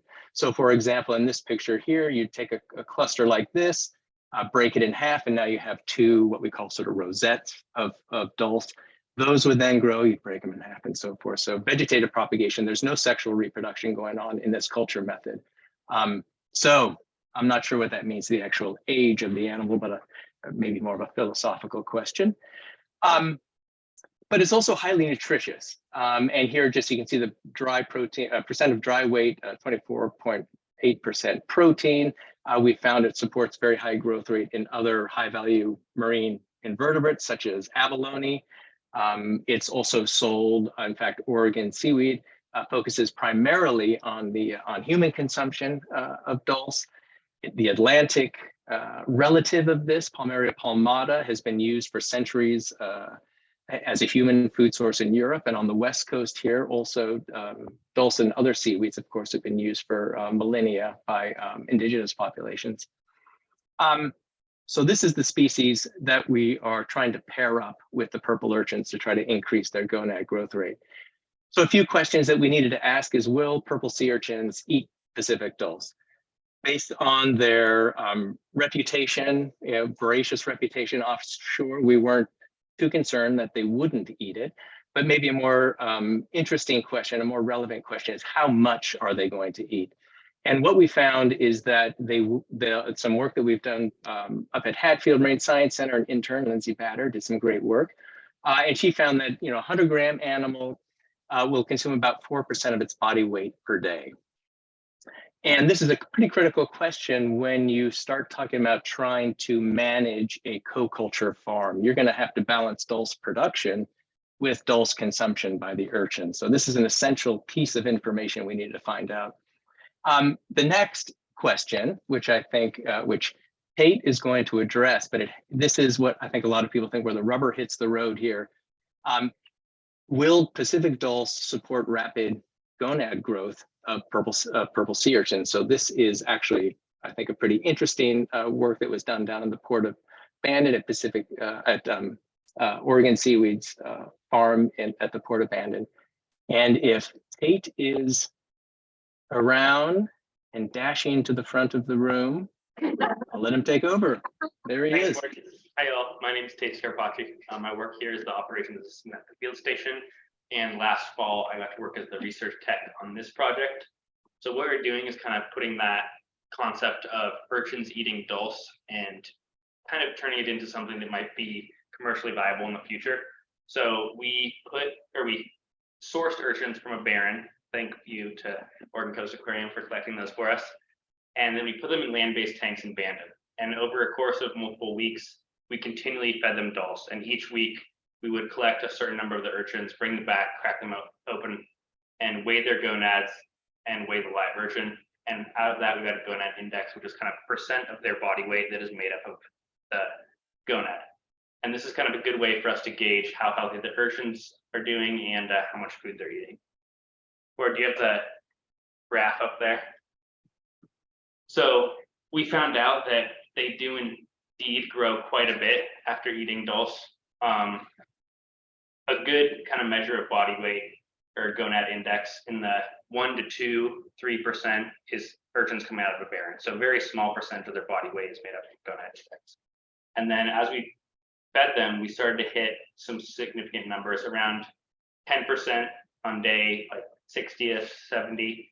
That's when you're starting to get into commercially viable. And you can kind of see on the pictures over here, kind of a big difference when you go from the 0 to 5, 5 to 10, and then really, really healthy urchins, you're looking at 15 to 20%. So these are really full, they got really healthy gonads, and they have a really healthy color as well. So through this, we kind of just found out that you can take urchins that are completely starved, and if you feed them, they will grow. So, yeah. How many days was it that 15 to 20%? 15 to 20% was around 90 days. So it took a considerable amount of time. Hopefully we can figure out ways to make that a little more efficient. But in general, it is pretty plausible to be able to use very this. soft. Yeah. Considering how much they're worth, which I think Ford you're going to go into later. Yes, just going to touch on it. All right, thank you, Tate. Fantastic work. So it is biologically possible to fatten up these urchins over a relatively short period of time. It's about 3 months, 90 days or so. And to talk a little bit more about this idea of co-culture, there's a few things going on. One, of course, you're growing the dulse, and you can have additional dulse tanks. That's realistically what's going to be required, is multiple dulse tanks to feed a tank of urchins, essentially, because they eat so much. But you have the dulse being produced that can serve as food for the urchins. And then the urchins themselves are producing nitrogenous waste in the form of ammonia that gets excreted. And this ammonia can then be taken up by the dulse. So you have what you can think of as an in situ biofilter here. It's this algae that's absorbing the waste, essentially filtering the water, cleaning the water. That fertilizes the dulse, promotes algal growth, and then that is then available to be fed. That's sort of the ideal cycle, but the principle is there. And another benefit of having this biofilter, this in situ biofilter, is that any effluent leaving the system is going to be relatively clean. And you can actually manage around this by balancing your dulse and urchin populations to have essentially nutrient-free water leaving the system. So that's another big benefit of the co-culture system. What we're doing now is we're creating bioeconomic models to not only determine if it's economically feasible, but also take a look at some of the potential complications that could be involved. And one example I want to show you if I have time,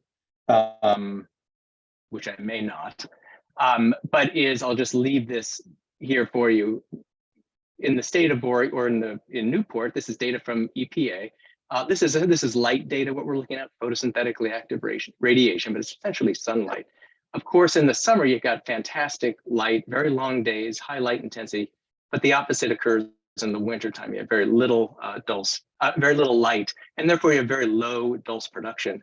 Here, it's very inefficient to do the co-culture system, and your break-even price or your cost of production, if you want to try this in January and November, is very high. Compare that to if you run the co-culture system in May and July, it actually can be a very efficient system.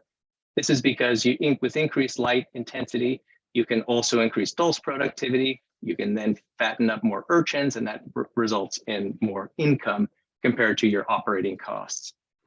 I'm just going to throw that out there. And the last point I'd make is the price points that we're looking at here. Another thing that a bioeconomic model will tell us is roughly how much it's going to cost to produce these animals. But let's say in ideal situations in summer, you're somewhere around $4 a pound. $4 per urchin. How does this compare to what folks are getting paid for urchins out in the real world? If you're a commercial diver and you're selling into the wholesale market, you'll get roughly around $3 a pound live weight. This is for red urchins. What's interesting to see is here's a fish market down in Santa Barbara fish market. They're selling purple urchins 3 for $20, so that's about $7 per individual. And then online, the cultured abalone, which is an abalone farm down in California, also is selling some purple urchins, and they sell theirs online. You can see 15 for $150, so that's about $10 per urchin. So this idea of being able to fatten up the urchins for $4 to $6 or so, it's conceivable that this can be an economically feasible operation. Take-home message then is that purple sea urchins will readily consume Pacific dulse. Pacific dulse can support rapid gonad growth in barren-sourced purple urchins in our land-based tanks, and charging a premium price is going to be required to cover the high operating costs associated with roe enhancement. That is the quick story. I'm going to end it there, though, and take questions if I'm allowed. If not, I'll stick around. Or there was a question online wondering about if there's microplastic accumulation in the dulse. Not in the dulse. They are taking up nutrient. It's a plant. There's no roots. So it's an algae taking up nutrients and carbon. Anything that it needs to grow is taken up through the tissue, through the seawater tissue boundary layer and so forth. So microplastics shouldn't be entering the dulse plant. Thanks.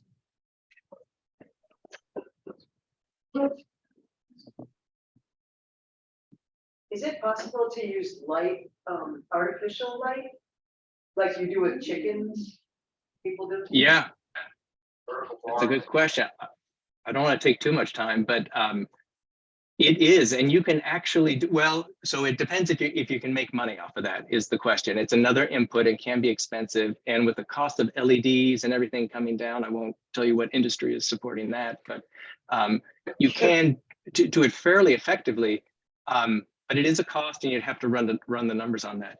You could, in theory, and we've done it before in totally landlocked in a basement on main campus in OSU, cultured dulse, artificial seawater, nutrients that we provide, artificial sunlight. So all that can be done. The question is it economically feasible, I suppose, at scale?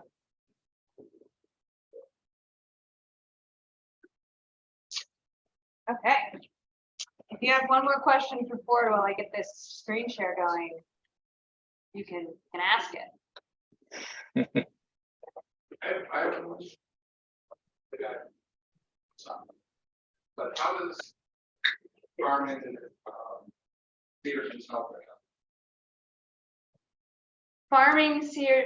Ford, how does farming sea urchins help the kelp? Yeah, I mean, that's a good question. It most basically, it is removing zombie urchins from the kelp forest. The amount that you're going to remove is probably pretty small in the grand scheme of things, but it is at least some fishing pressure, perhaps, on the purple urchin population. I would say that that's not the most efficient way to get rid of the animals, though. I will say that. But if we're ever going to develop an urchin fishery that could, exert a substantial pressure, we need to have a market. And in order to create the market, you have to make people aware that uni's good and get it people to sell it in their restaurants and their grocery stores. That's right. Maybe we can. Maybe we can. Why aren't we having uni pizza is the question. That's right. What? How did we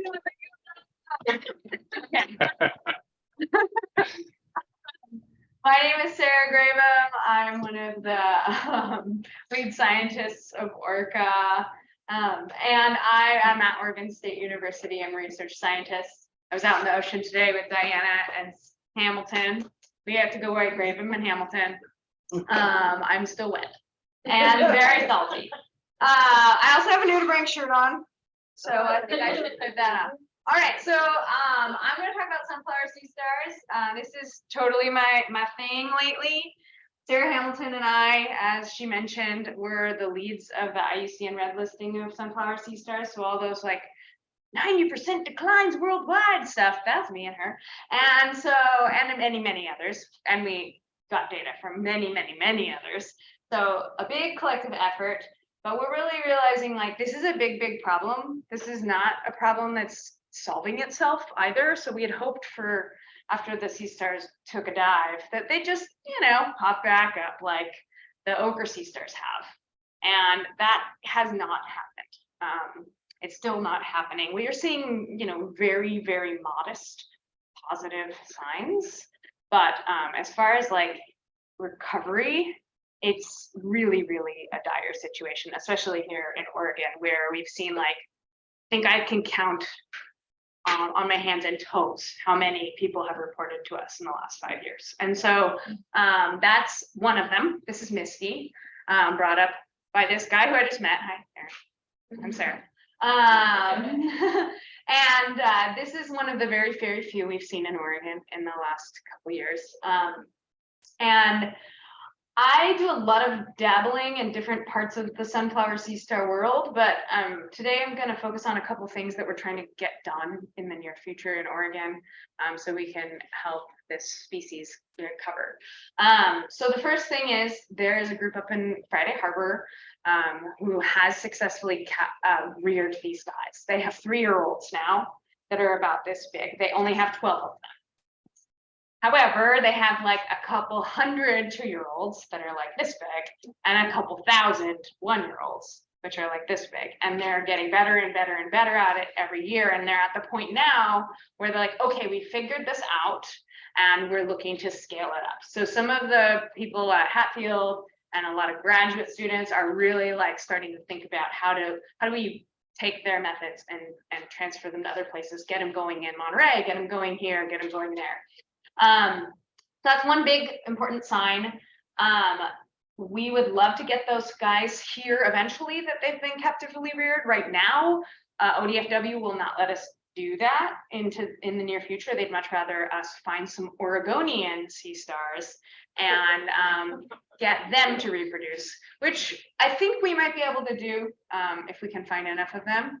And so, but in the meantime, with the few that we are finding in Oregon, we need to know what to do with them when we get them, right? So Tom calls me on a whatever Wednesday night and he's like, we have one. And we're like, what do we do with it? And then, yeah, and then when I'm like, I got it back. So what we realize is we need a plan, right? So now that we're seeing them here, we're working right now on permits with ODFW and the veterinarians at the aquarium and folks at Hatfield who can give us a protocol and help us develop a protocol for how to keep them in the tanks, make sure they're happy, make sure they're healthy, make sure they're not gonna like go spread disease around. And then we could get those guys going and then maybe we can put them back in the place where we want them rather than being on a long line at 100 feet on a sandy bottom where they're not very useful for our kelp forest. We can maybe put them in Nelly's Cove or something like that. So the plan is to get those permits underway and develop these partnerships in Oregon so that when we do start seeing them, we can act quickly and get them into the places that they're going to be helpful for us. So we're anticipating some at least temporary releases beginning in Oregon in summer 2024. Our plan right now is to just let them go for a few hours and watch what they do to our local urchins, and then collect them back up and then do it again and do it again. And then maybe we'll lose one and it'll be okay. No. We have some baby steps we got to take before they're really going to let us like go ham and start throwing thousands of them into Nelly's Cove. But what I will say is, like, unlike otters, where it's a lot of work to get one otter, right? Like they're really hard to catch. And there's a lot of problems with moving them around. They're mammals, they have territories, they have family units, yada, yada, yada. Like that one sea star will make 1 million babies this year. So as far as like feasibility and scalability of this predator's reintroduction, it's a lot easier than with otters. Also, people don't grow a fit if you like put them in a tank for a few months and things like that. So otters are too cute for their own good. So that's one thing we're trying to do, is get just like a permit process in Oregon so we can move them around here when we find them. The reason we want to do that is some of the recent work by myself and Aaron Galloway and a few other folks is showing, for the first time ever, which is kind of shocking, that sea stars, sunflower sea stars, eat about 0.68 purple urchins a day. So we can say like maybe one every 2 days at least, right? Which doesn't seem like a lot, right? When you're talking about an otter, they can eat like 20 a day. But if you think about how many more sunflower sea stars there used to be compared to otters, like we think a good otter population is like in the thousands, right? Sunflower sea stars, we think there used to be over 6 billion of them. What? And 5.75 billion of them died, right? Oh. And so, and that's from Baja through Alaska. Yeah, we probably didn't have that many. Yeah, no, that's global. So their global population used to be over 6 billion. And if you think about how many urchins 6 billion sea stars could eat in a year, that's a lot of urchins, right? And so despite this fact that this is a pretty low number, when you actually like back of the envelope calculate up how many they would eat over X amount of time and how many there used to be and how many there are now, they, at least mathematically, could totally control urchin barons. They could keep them down. And that's just through eating. So we'll talk about more in a minute, but that's just how many they would eat. This is a picture of one with 2 big old fat red urchins in his belly. Her name's Ursula. She's the sea witch. And then this is one that just captured an urchin and it's swallowing it. So these are photos I took from an experiment that we did up in Alaska. And these are data from another experiment actually we did in Friday Harbor. But essentially these are those predation rate numbers. So we ended up with about 0.7 urchins a day. But what was interesting was we were really worried that sea stars like otters would be picky, right? So we were worried because so what an otter will do is they'll come into an urchin baron and they'll pick up a couple and shake them, and they'll open up a couple and they'll be like, no kitty here, and it'll move. It'll go somewhere else. And so it's too smart for its own good as well, or at least smart for our good. But so we were worried that these sea stars would do the same thing. Right? Like they'd get, we'd feed them starved urchins and they'd just be like, this is trash, I'm not eating it. And so we fed them both fed and starved urchins. And what we actually found was they like both of them. They will hunt both of them. They can't smell the difference. And when they do capture them, they actually eat the starved urchins a little faster than they eat the fed urchins, which is really, really good news for their potential role as a predator that can control the sea urchins, right?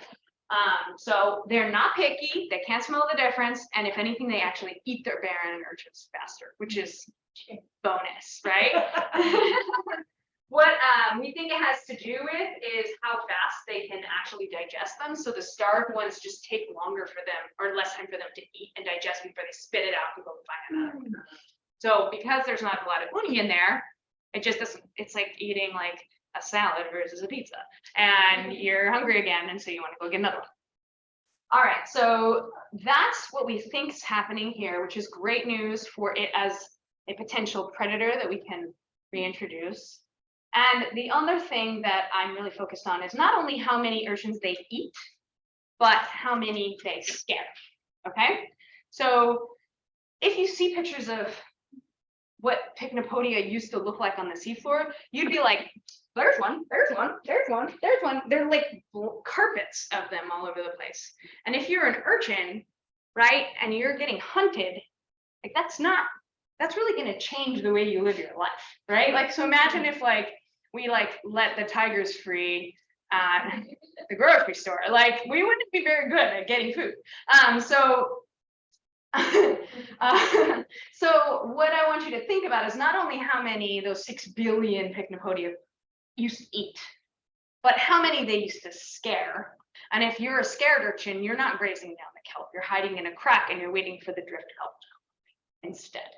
And so this is a video of the, I believe, only Pycnopodia that's been seen in California in the last 5 years. And I want you to follow it. This is the diver upon discovering it, which is super cool. And I want you to shout when you see it. Come on. There we go.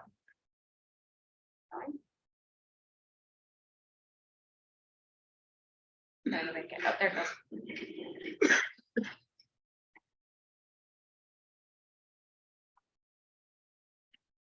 So that's what it looks like at the seafloor in California right now, which is kind of nuts.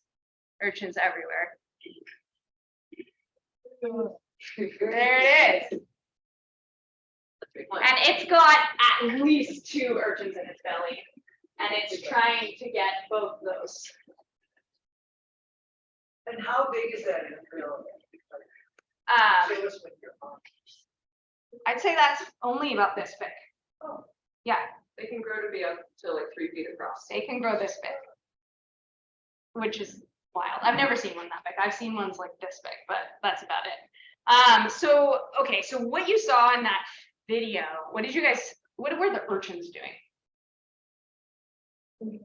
They were moving away, right? Actually, I think I'm gonna show it again and backwards.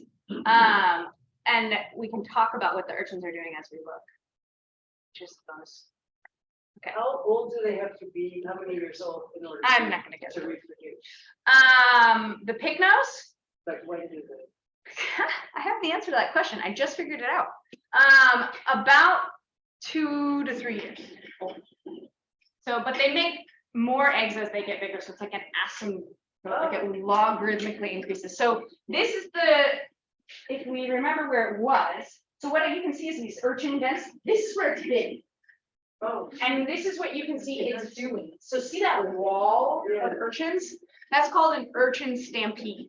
And so what they'll do is actually like stampede away. And when their pycno gets to them, they'll tumble off the rocks and like try and escape. And so what we're really focused on now is now we figured out like how many they eat. What we want to know now is how many they scare. And how does that benefit kelp? Because if one pycno can eat an urchin every other day, that might help kelp a little bit, right? But if it can scare, how many do you think it scared today? Like 4,000, right?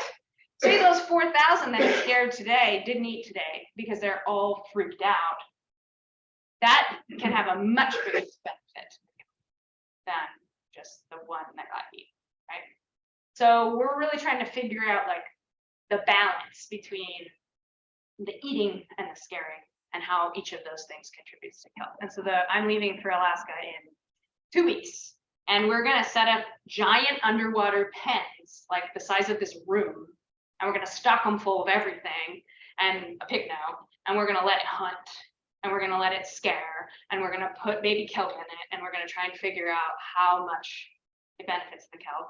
And then the other thing we're gonna do is we're gonna let one go, and we're gonna follow it for like a day and put little flags behind it as it goes and see who comes back into the slime trail to eat, and put kelp behind it and see who comes back into the slime trail as brave enough to come back. Because we're trying to figure out how long all these things last. An hour, day, a month, who knows? Okay, that's for me. Wow. It's gonna be fun. I know not a lot is known about these things, but is there like a theological reason or like a why they might not be drowning? Well, it's not it's a devastation reason. So like, hey, the ochre stars were hit like between 60 and 70% died in Oregon. These ones were like 99.9. What died? Yeah.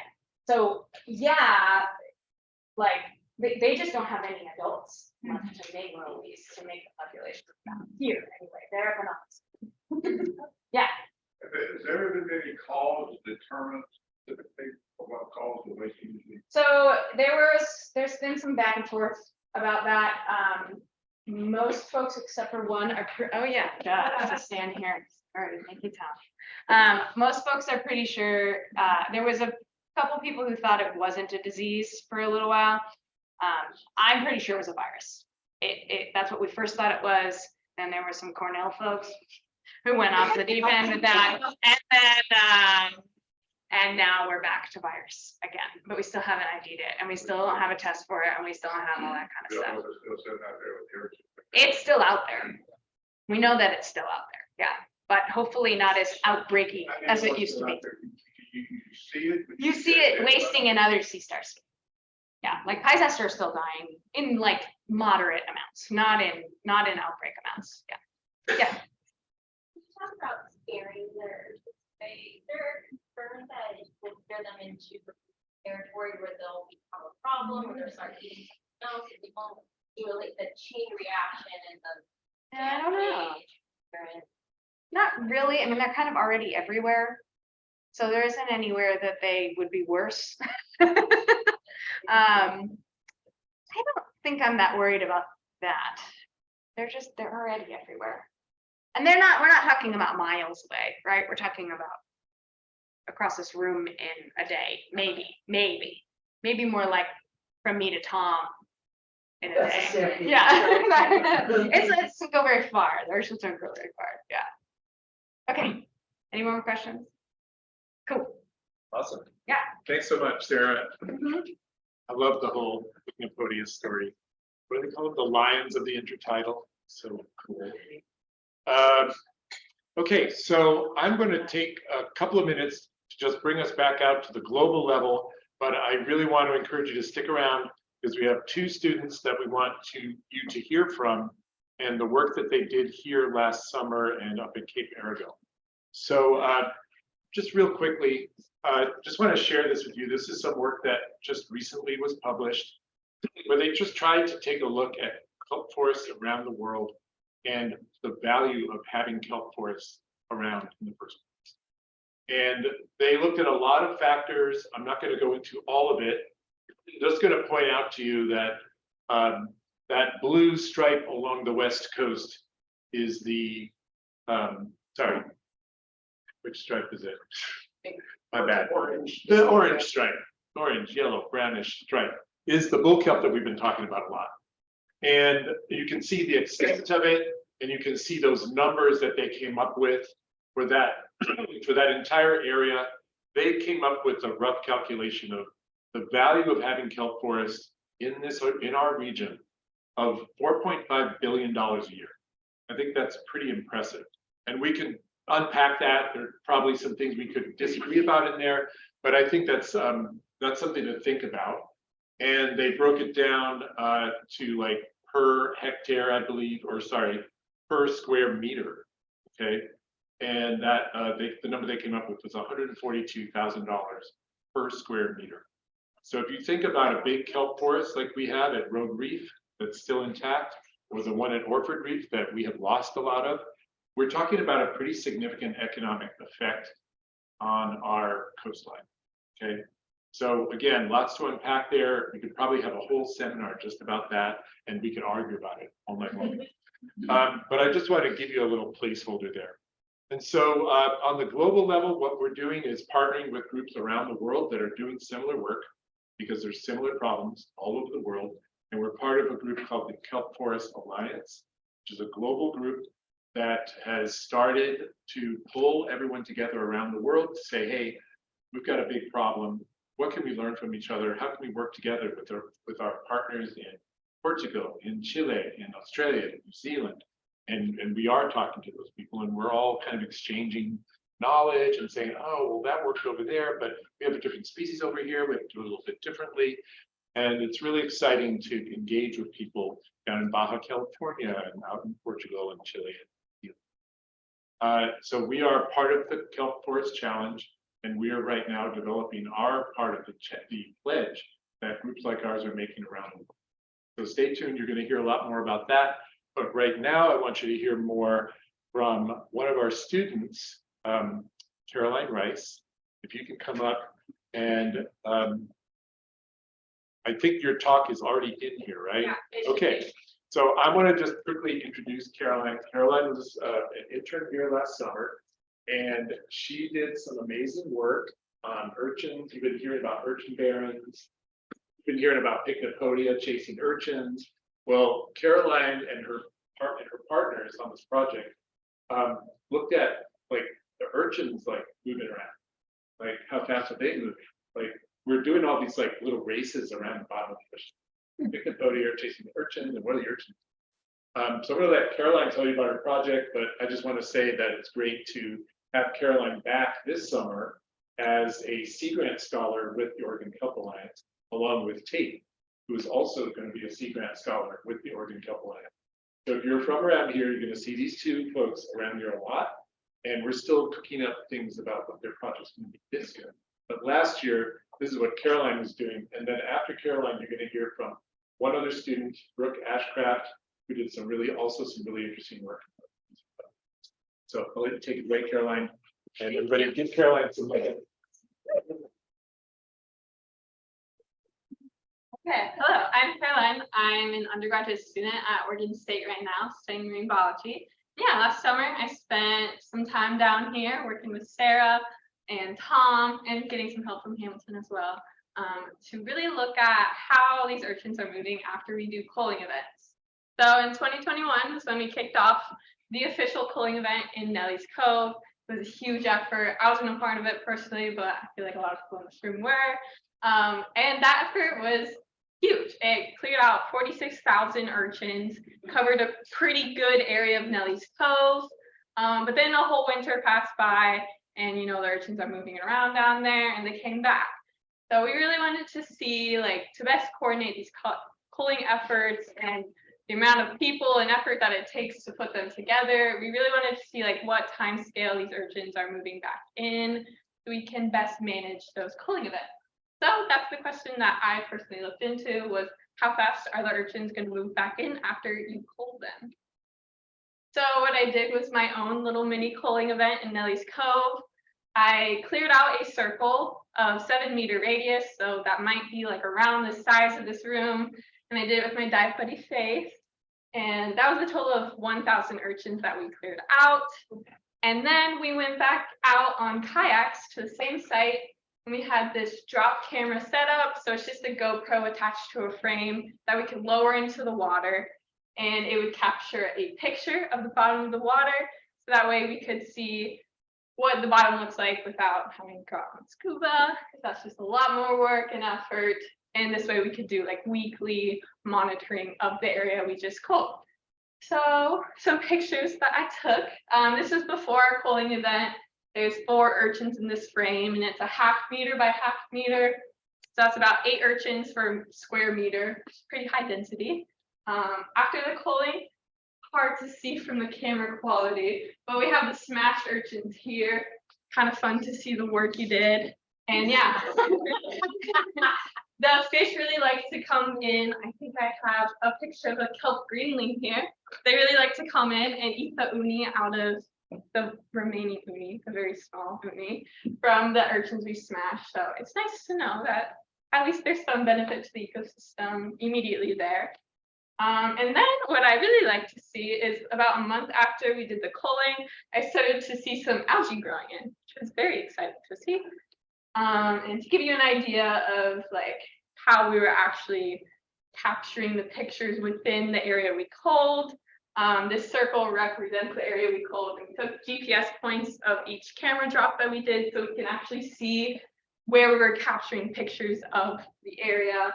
And as you can see, we did expand, there's a lot of trial and error with this of fixing the methods, but we wanted to capture pictures of both inside where we culled and outside where we culled. And that's very important because when we cleared out these urchins in the circle, we still left like a front of urchins directly outside that area. And that's what we're really trying to see is if these guys were going to move it back in and on what time scale that was going to happen. So this is some of the data we collected. This dotted line is from when we culled. So we saw like a pretty high density, around 14 urchins per square meter. That would have been like 3 or I can't do the math. I was going to say reference to that first picture I showed you. Math is not my strong suit right now. But we saw immediately after the culling, we saw a drop in the density. That was a great thing to see. You know, we cleared out the urchins. We knew that, but this data just confirms that. And then I continued to do these surveys on the kayak, and we saw that the density of urchins inside that area we cleared out remained low. It didn't really rise back up in the time frame that I did my surveys. And this graph may not mean much to you, but the very focus point of this graph is this inflection point. That's where that front of urchins is located.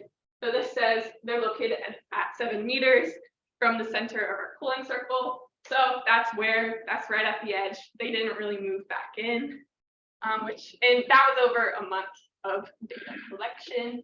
What we expect to see is that they'll slowly start creeping into the circle. And we might be able to get a better idea of how fast that they're moving in. But again, it took more than a month for them to move back into that area. There's definitely some room to continue this work and better see how these urchins are moving around.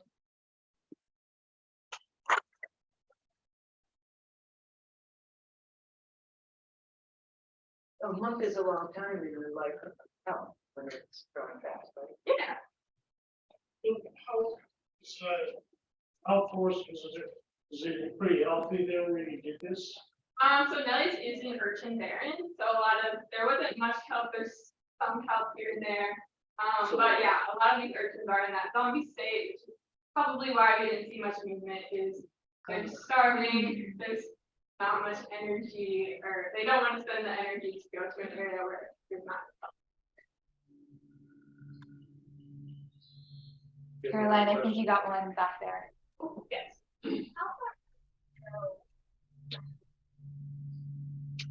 Nelly's Cove is like very inland. It's just like around the corner here. So we were in like 25 feet of water, not very deep, but I think that's just easier and. How far is yours actually going? I'm pretty sure they can go pretty deep, like 100, 200 meters. You mean, can they move that far, or Are they populating? are they further out? populated down there? Yeah, they go down to at least a couple hundred feet, probably more. The kelps only go to like 60 meters, so. focusing that inshore. Well, they don't move, like, they're not gonna be moving miles. Are you trying to see it on roads and buoys and vineyards? In vineyards? Like on the roads, they're going on roads and. There are some, we've been thinking about it mostly to create the kelp spores so we can outplant it. Not to like grow it for our use or to feed the urchins, but like more like to create a spore bank so that we can put the spores out and seed an area. Yeah, more to come on that next year. So I just wanted to say thank you to Caroline, and I just wanted to hand it off and introduce Brooke Ashcraft, who's going to be our last presenter for the night to give her student talk to us. Awesome. Can you guys see my screen and hear me okay? Yeah. Yes. Perfect. So my name's Brooke. Last summer, I worked with ORKA. I was hired through the Oregon Sea Grant Summer Scholars Program to do field work with ORKA. Most of my position with ORKA was to help organize the culling events or help organize the culling events to help with some science communication. And also I did a research project. So my research project focused on Drake Point at South Cove of Cape Arago, which is in Coos County. There's a couple of reasons why we wanted to look at this site. One, because it was already on the ORKA experimental culling or experimental take permit.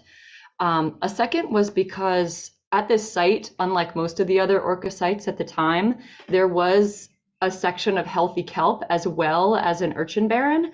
If you look at this graph in particular, that second to last set of columns, you see that there is, I don't know if you can see my little pointer, but there is a substantial amount of sea urchins as well as some kelp.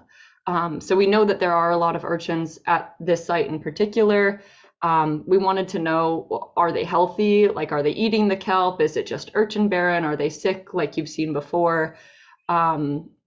Another reason we chose this site is kind of going forward with ORKA, what do we want our best practices to be? Like, what sites do we want to prioritize? Do we want to prioritize turning urchin barrens back into kelp forests? Do we want to maintain kelp forests that are already in place and just support them? We know from other places that it's a lot easier to maintain a kelp forest and restore it if there is still kelp present, because then it can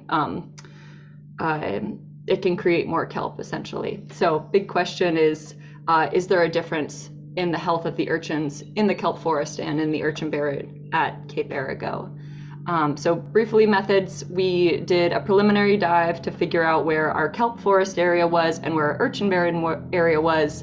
We created a gradient across those, hoping to kind of see some sort of trend in the health of the urchins going from the kelp forest into the urchin barren.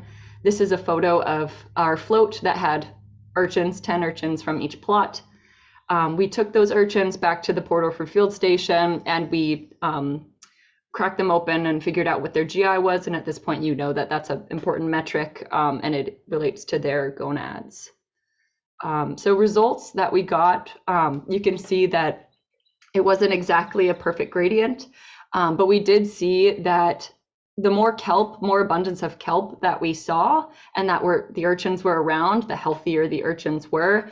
For example, in A1, there was lots of healthy kelp in some of this area, D4, E5, and then it started to trail off a little bit.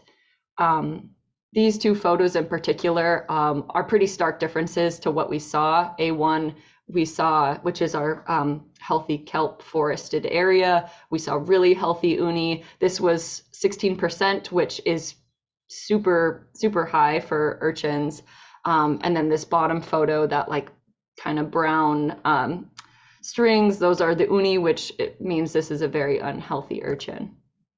So some conclusions that we could draw from this study and from this site is we know we have a really high abundance of these urchins.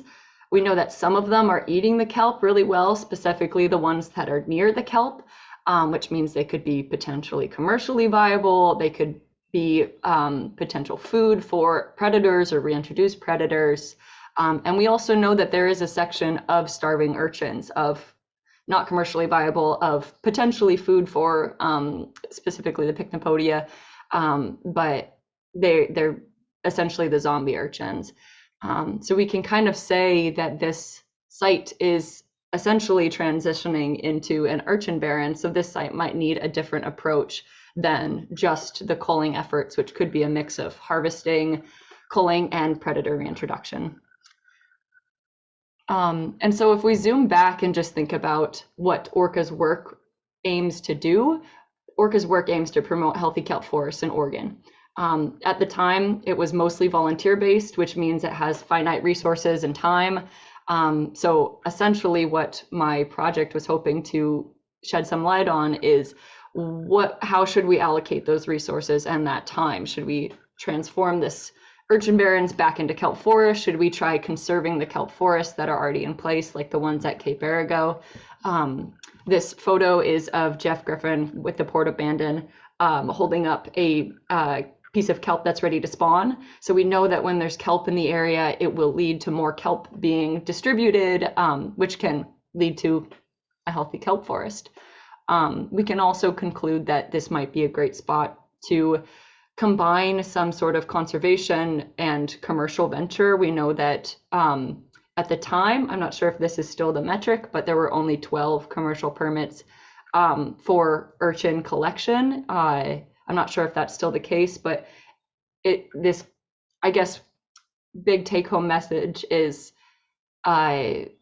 this site in particular, there isn't like a cut and dry, we only cull, we only do one thing, because there are so many different ways to go about solving this problem in this site, and probably many, many of the other ORKA sites. So I'll take any questions. I'm not sure if I have time, but if you're curious about this, you can always email me.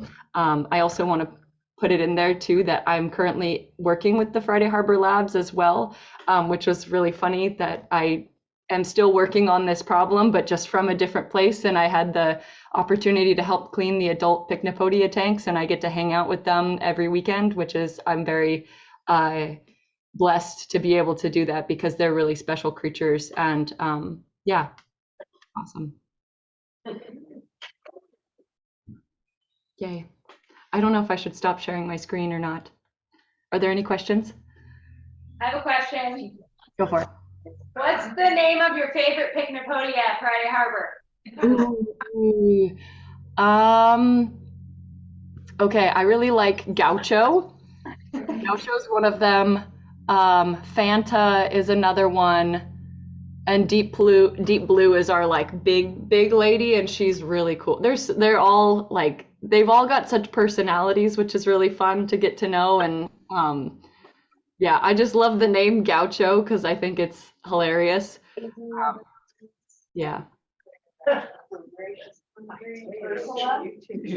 So Brooke, I just want to say how cool it is that you ended up there working with Pycnopodia after last summer.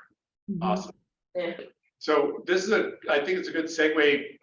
More questions for Brooke or for anyone. And Ford, if you want to come back on the line, if anyone has questions for Ford or anybody who's been presenting or for each other.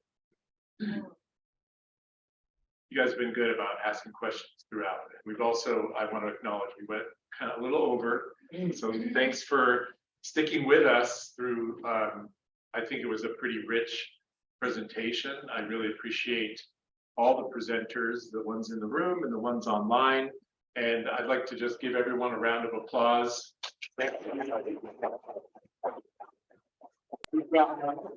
And thanks for helping us eat that pizza. Some more pizza. Sorry, everybody online. No pizza for you. Yes.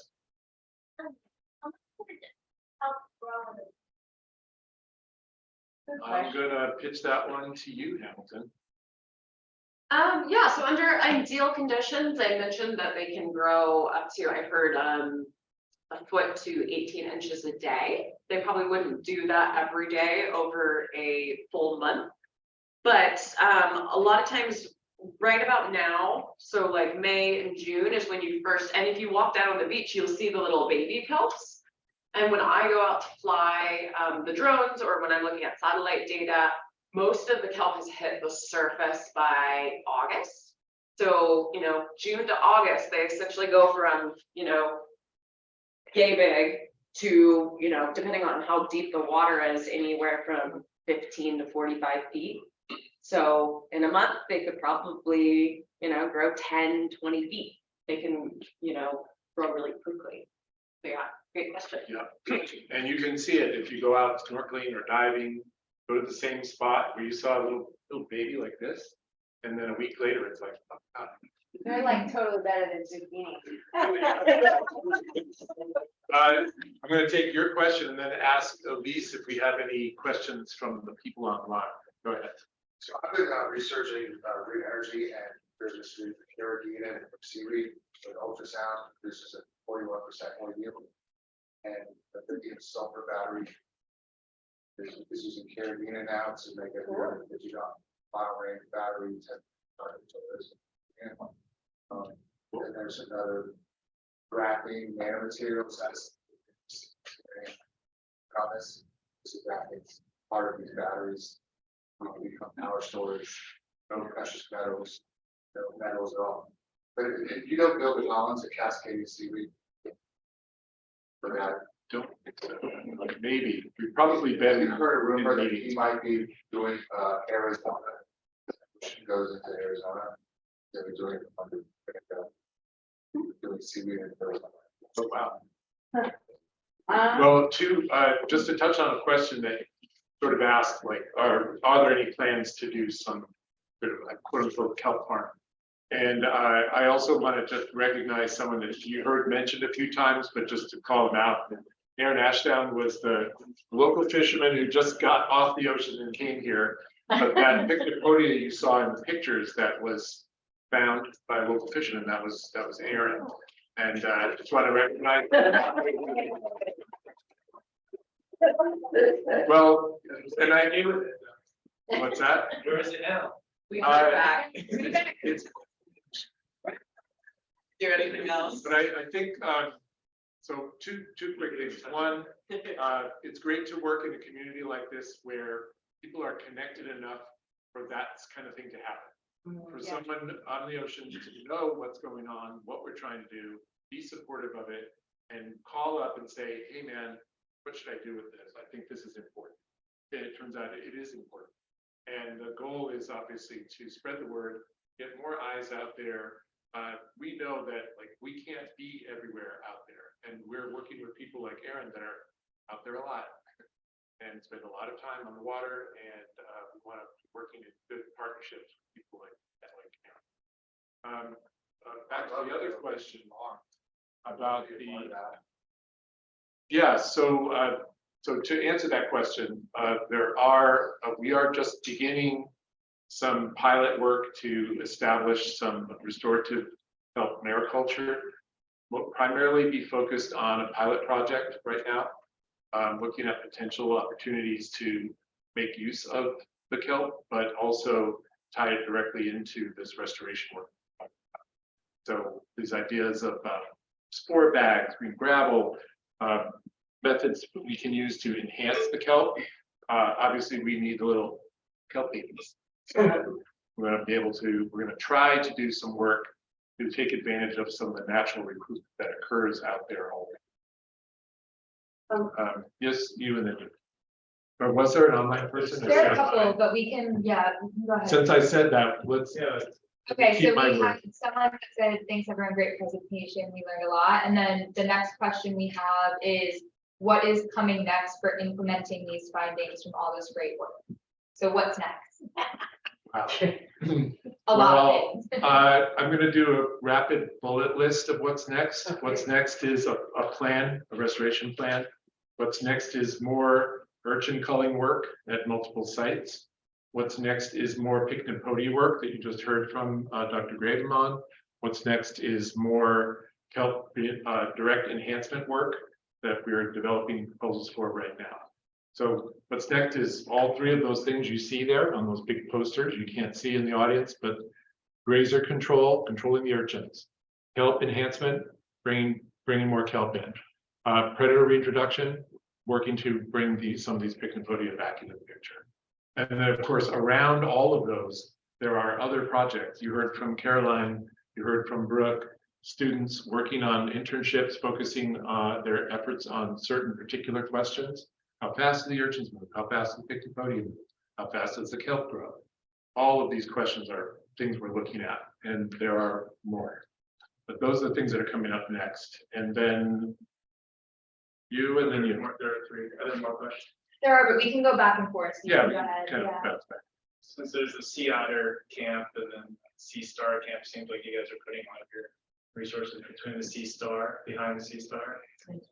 Yeah. Well, Makes sense, since it was here since the sea otters have been gone. Well, I think one thing is that there is a group that is solely focused on reintroduction of sea otters. That's the ORKA Alliance. And so, there's a group that's focusing on that and really pushing that forward, that work in a way that we couldn't, because that's not what we specialize in.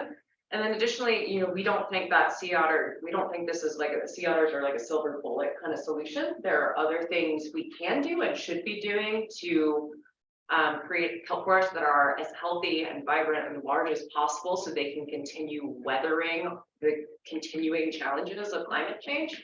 So we think we're better off by letting the ORKA Alliance really do the otter work. They are a partner of ours. We work with them and they're doing that. So we're going to focus on these other strategies to kind of diversify our portfolio of ways to restore and protect kelp.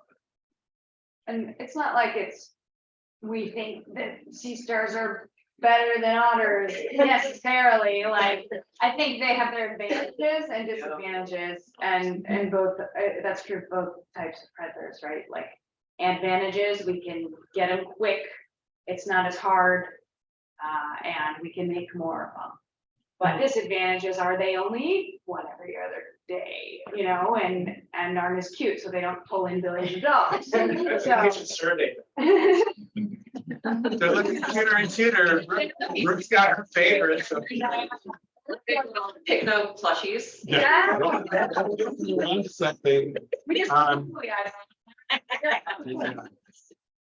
So I have a question here and then back to my friend here in the back. Well, my question is, I've been working with some students at Savannah High School, and we've created a big a healthy bulk kelp mural that's going to be put up on the fisheries building on the 20th, and we're going to have a ribbon cutting on the 22nd.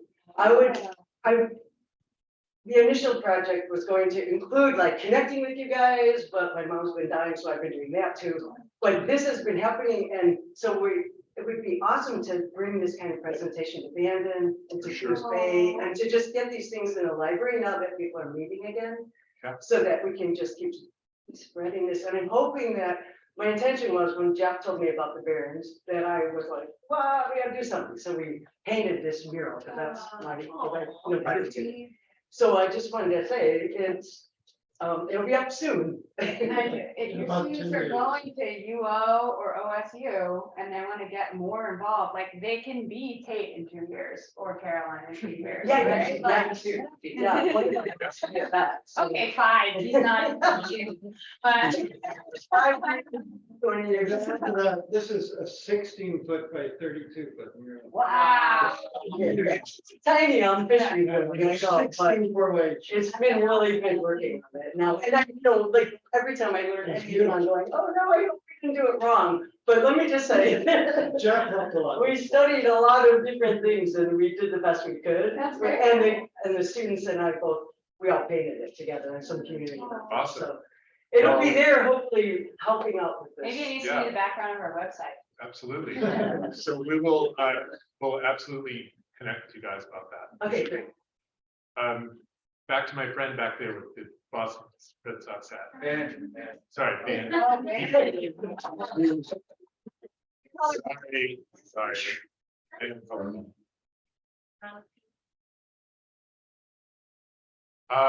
The permit that we use for the urchin work does not cover an endless amount of people, but it does cover a lot of people. And the way it works is that the way these permits work is it's a scientific take permit. And that means that we have people that are responsible for making sure that it's done the way we say we're going to do it in a permit. And as long as one of those people who's a principal investigator or an OPI is there when it's happening, then more people can come and help, and they don't have to be on the permit. So it works out. We can have a bunch of people working at the same time as long as one of us is there.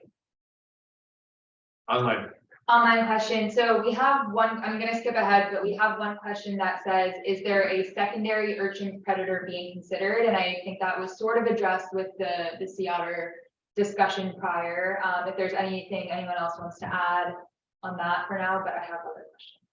Humans. Yeah. Humans. Humans. So we got 3 already. Yeah, Eat more. Us, otters, piglets. yeah. And then, There are others, by the way. There are, like down in California, there's fish that eat urchins. You do have the wolf eel here in Oregon. Yeah. And they do eat urchins, and you'll even find like wolf eels with purple teeth. So many purple urchins. There just aren't that many of them. There's just a few out there, but they do crunch on the urchins. cool. Next question is, are there volunteer opportunities for non-divers? Yes. I don't know, Tate, do you want to answer this question since you worked with volunteers who are not divers? Yeah. At the Chief Kiwanis Rock effort, event? Yeah, why don't so you talk about if you're a non-diver, part of the stuff we do at these events is we have the divers bring in some urchins and we do GI at every site to kind of get a baseline to gonadal index. So that's kind of a baseline health, so we can figure out how these urchins that we're culling are doing in general. So there's a lot of work being done with that, and as many hands as we can get. It takes a while to crack and weigh and separate all the gonads, so that's definitely an opportunity. Is there a schedule, something to look online, so when you're meet people? On our webpage, we have a sign up link for volunteer opportunities. So if you just go there and put your email in, and then we'll shoot you an email out before events happen. While you're standing up there, so besides like volunteering, is there anything that like, and I don't answer this, that you guys are wanting from the community, like engagement wise, like what would you like to see from the community as a response? Well, you're doing it. Yeah. You're here. Yeah, it's so exciting to see so many people in this room right now. This really is heartwarming, and we spend all day thinking about these issues, and not sure if anybody else cares. So we showed up today, and we appreciate that so deeply. But 100%, yes.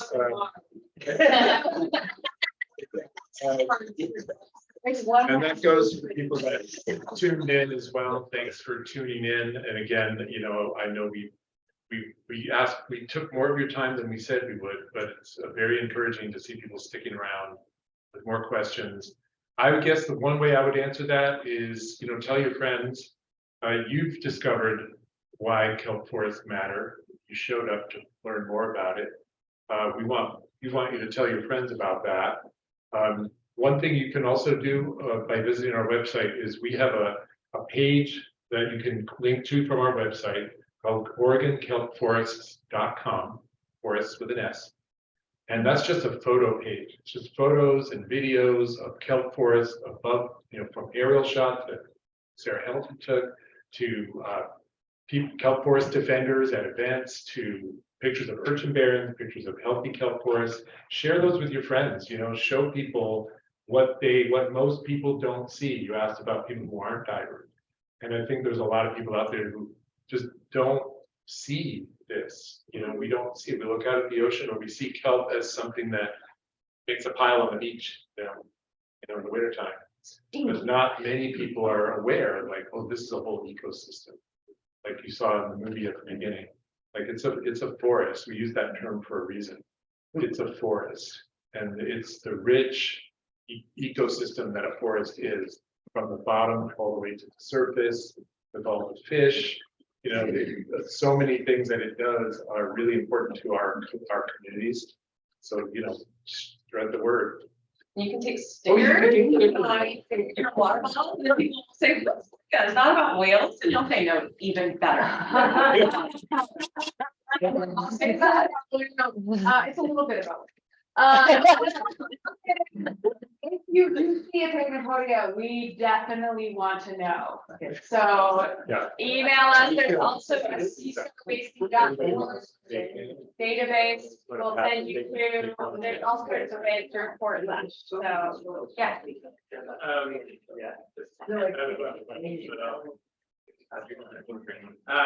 Is there plans to have more of these meetings and then not having them the furthest away you can be from the population in Oregon?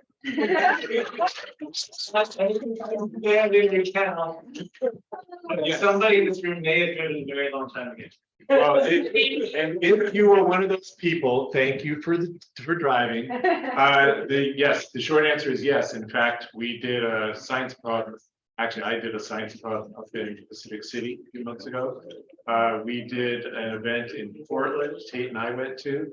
It was part of a winter waters event that was very food forward, where the menu had uni and kelp in it. So yeah, the answer is yes. The goal is really to build these sort of local stewardship programs in all coastal communities and beyond. And looking at you, Elise, because Elise is the one who kind of coordinated this. And we're also going to be bringing a communications team aboard and really leaning into doing more of this. So yes, I appreciate the question, and the answer is yes. We should do one at Hatfield. We will do I'm it. sorry. We actually just Ford and I did a Science on Tap at the Hatfield Marine Science Center. Sarah Hamilton will be at the Hatfield Marine Science Center. When is that one? Into June, like June 26th or something like that. June 26th. Sarah, I think you can tell them what you're going to be talking. A similar, kind of this, but shorter and short. More focused. Abandoned pizza, abandoned pizza pub. That, they said that they would do a pub talk about how 100%. Yeah. they asked them last year, but. Yes. So there'll be more of those, and the next, like some of them have beer. So we have an online. We have one last online. It's what work has been done to connect the health of our coastlines, communities, and environment to the health of inland environment and communities. So I guess community engagement, tribal relations, and fishermen, and that connection. Yeah, well, there's a lot to unpack there. I think that, one thing I think it's important to recognize is that this issue that we're talking about, that we've been talking about all night, really kind of emerged really recently. Like it was only a few years ago. 10 years ago, you could go to Orford Reef and kind of take it for granted. Like it was just there. It's not like, oh, we have a gigantic kelp forest and it fluctuates every year and each year is a little bit different, but it's kind of there. We just had took it for granted, healthy kelp forest. And then it was just a few years ago that things really changed really fast.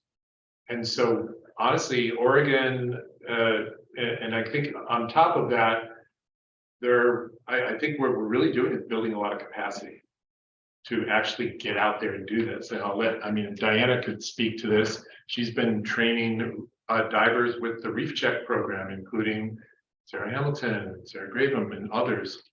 And Caroline's become a trained diver. So this is all happening really fast. So we're trying to play catch up here, connect the dots, talk to non-coastal communities, spread the word, but really kind of started in coastal communities because that's where people came forward and said, hey, this is where I go and do my science or my fishing or my photography or my work, and I see the change. And so we started with folks like that, and then of course now we're just trying to spread the word beyond the coastal communities, and are working hard to build connections with coastal tribes as well.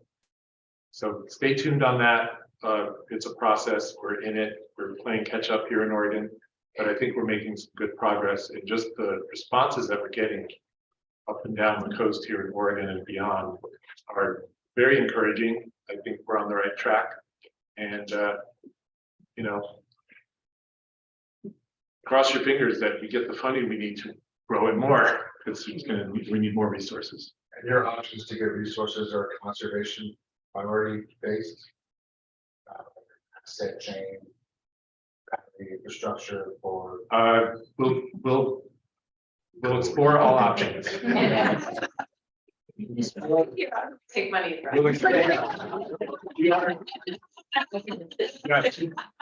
We're exploring all options. So that's our focus now, because most of us running this joint are ecologists, right? We're people who are trained to study ecosystems and how, they benefit, maybe how they benefit local human economies. But as like a commodity, where that's not necessarily what we're focused on for now. I don't think that there's like a reason we wouldn't go that direction, but, you know, I care about it mostly for the sake of the ecosystem and the sake of the fishermen here. We can make a crap ton of money, that'd be I great. just see it. And just to, I would just add to that, part of this expansion has to do with, I think there's a workforce development component to this. Like we hear a lot about the blue economy and the blue jobs, et cetera. And so we talk a lot with decision makers and funders about the emerging, so-called emerging blue economy that's treated as something that's happening someday in the future. We're going to have that. And our message is no, we have that right now. We want to explore opportunities for people to actually have jobs doing this. And not everybody can afford to volunteer, particularly in coastal communities where people need to make money to pay the rent. And so we're doing both. So everything Sarah just said, yes, true, but also we need to build capacity and people need jobs and the work needs to get done. So we want to explore those opportunities too.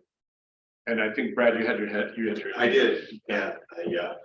A thank you first, a question afterwards. I appreciate ORKA's help in allowing me to move into the abandoned facility there, especially to Ford Evans and Jeff Griffin, who has been instrumental to let me set up my uniform tray system, RAS system at the facility now, which is 2 weeks away from our first cohort of almost 17% GI on our urchins. It's working greatly.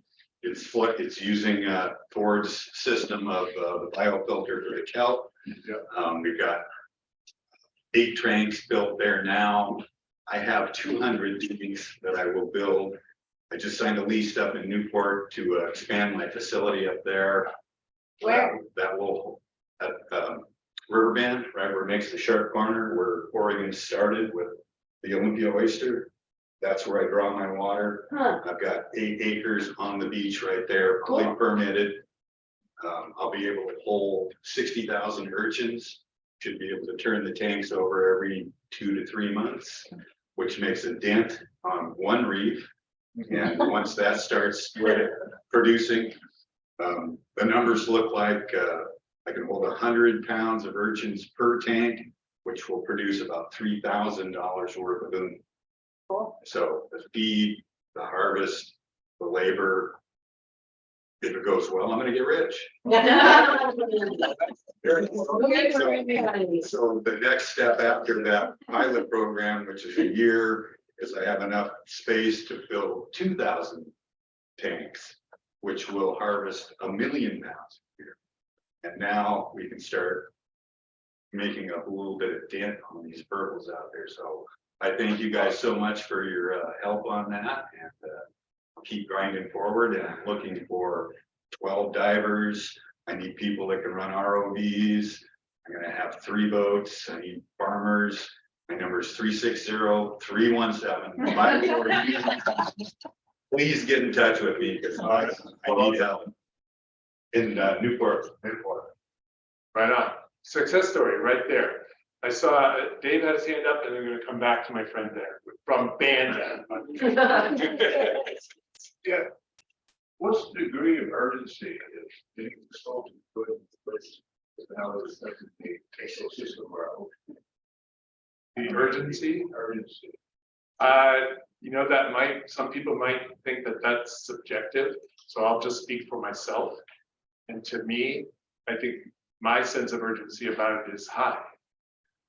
Because these systems are really important. And they've changed really fast.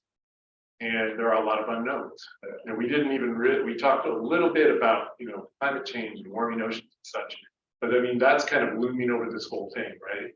So I think to me, it's a crisis. And other people might have different opinions. And obviously, as you heard earlier in the beginning of the talks, that it's sporadic, it's patchy. Like it's not the same everywhere.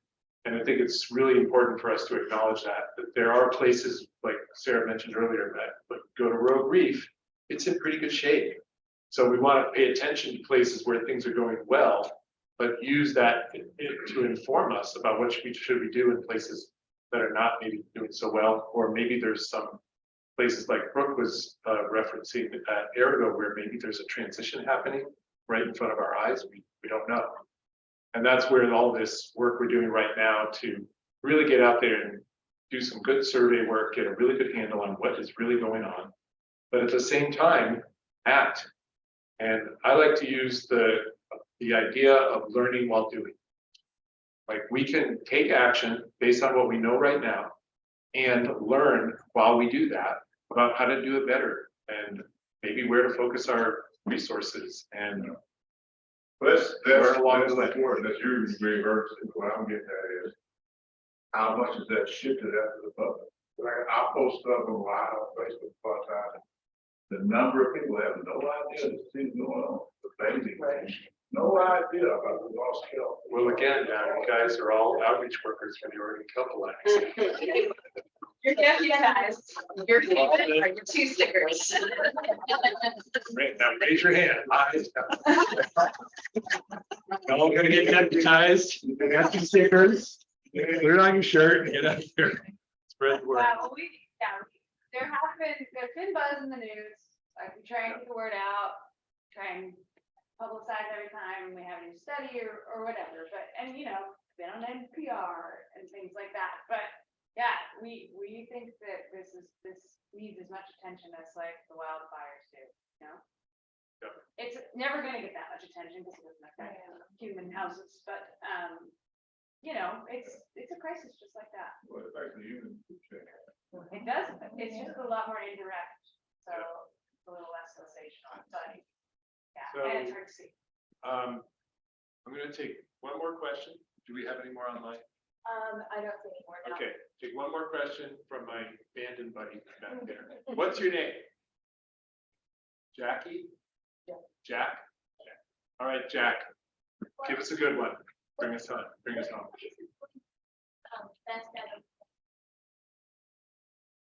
Which place is doing the best? Yeah. You mean like of the kelp forest? Yeah. I feel like Rogue. Rogue.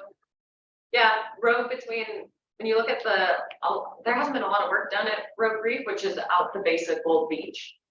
But when you look at the satellite data over the last 15 to 20 years, Rogue Reef has actually been expanding. It's been increasing in size since then.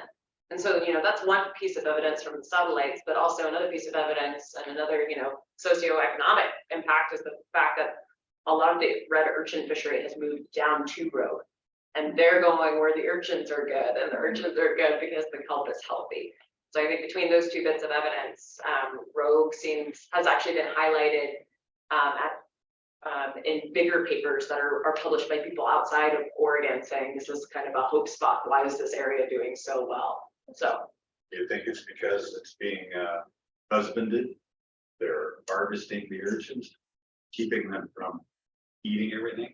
I know there's a theory in Northern California right now that some of the places that seem to have not gotten as hit as hard by the kelp forest collapse are at the mouth of rivers. And there's some work going on, and the hypothesis kind of is that essentially low saline or fresh water is harder on urchins than kelp. And so if you're getting low salinity pulses during a big rain event, that may be enough to, you know, convince urchins to go elsewhere, but the kelp can tolerate it and hang on. So we don't know why. That's one of the hypotheses right now. Yeah, we don't know. Yeah, and right now we're out there looking for places that are not doing so hot and also looking for places that are doing well. And so we'll be, when our report comes out next year, we'll have a better answer. But I think with that, you guys have just hung in there. It's incredible. Everyone has, the presenters, the people who spent all day diving, they're staying awake right now. I just want to thank everybody in the room, everyone online.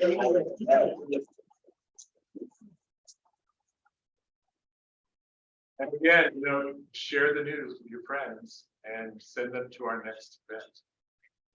And with that, I'm gonna call it good. If you want to grab some pizza on your way out the door or stick around, hang out a little Are bit. these posted on your website? Yeah, we did record this and we do have a YouTube channel and we should post it there.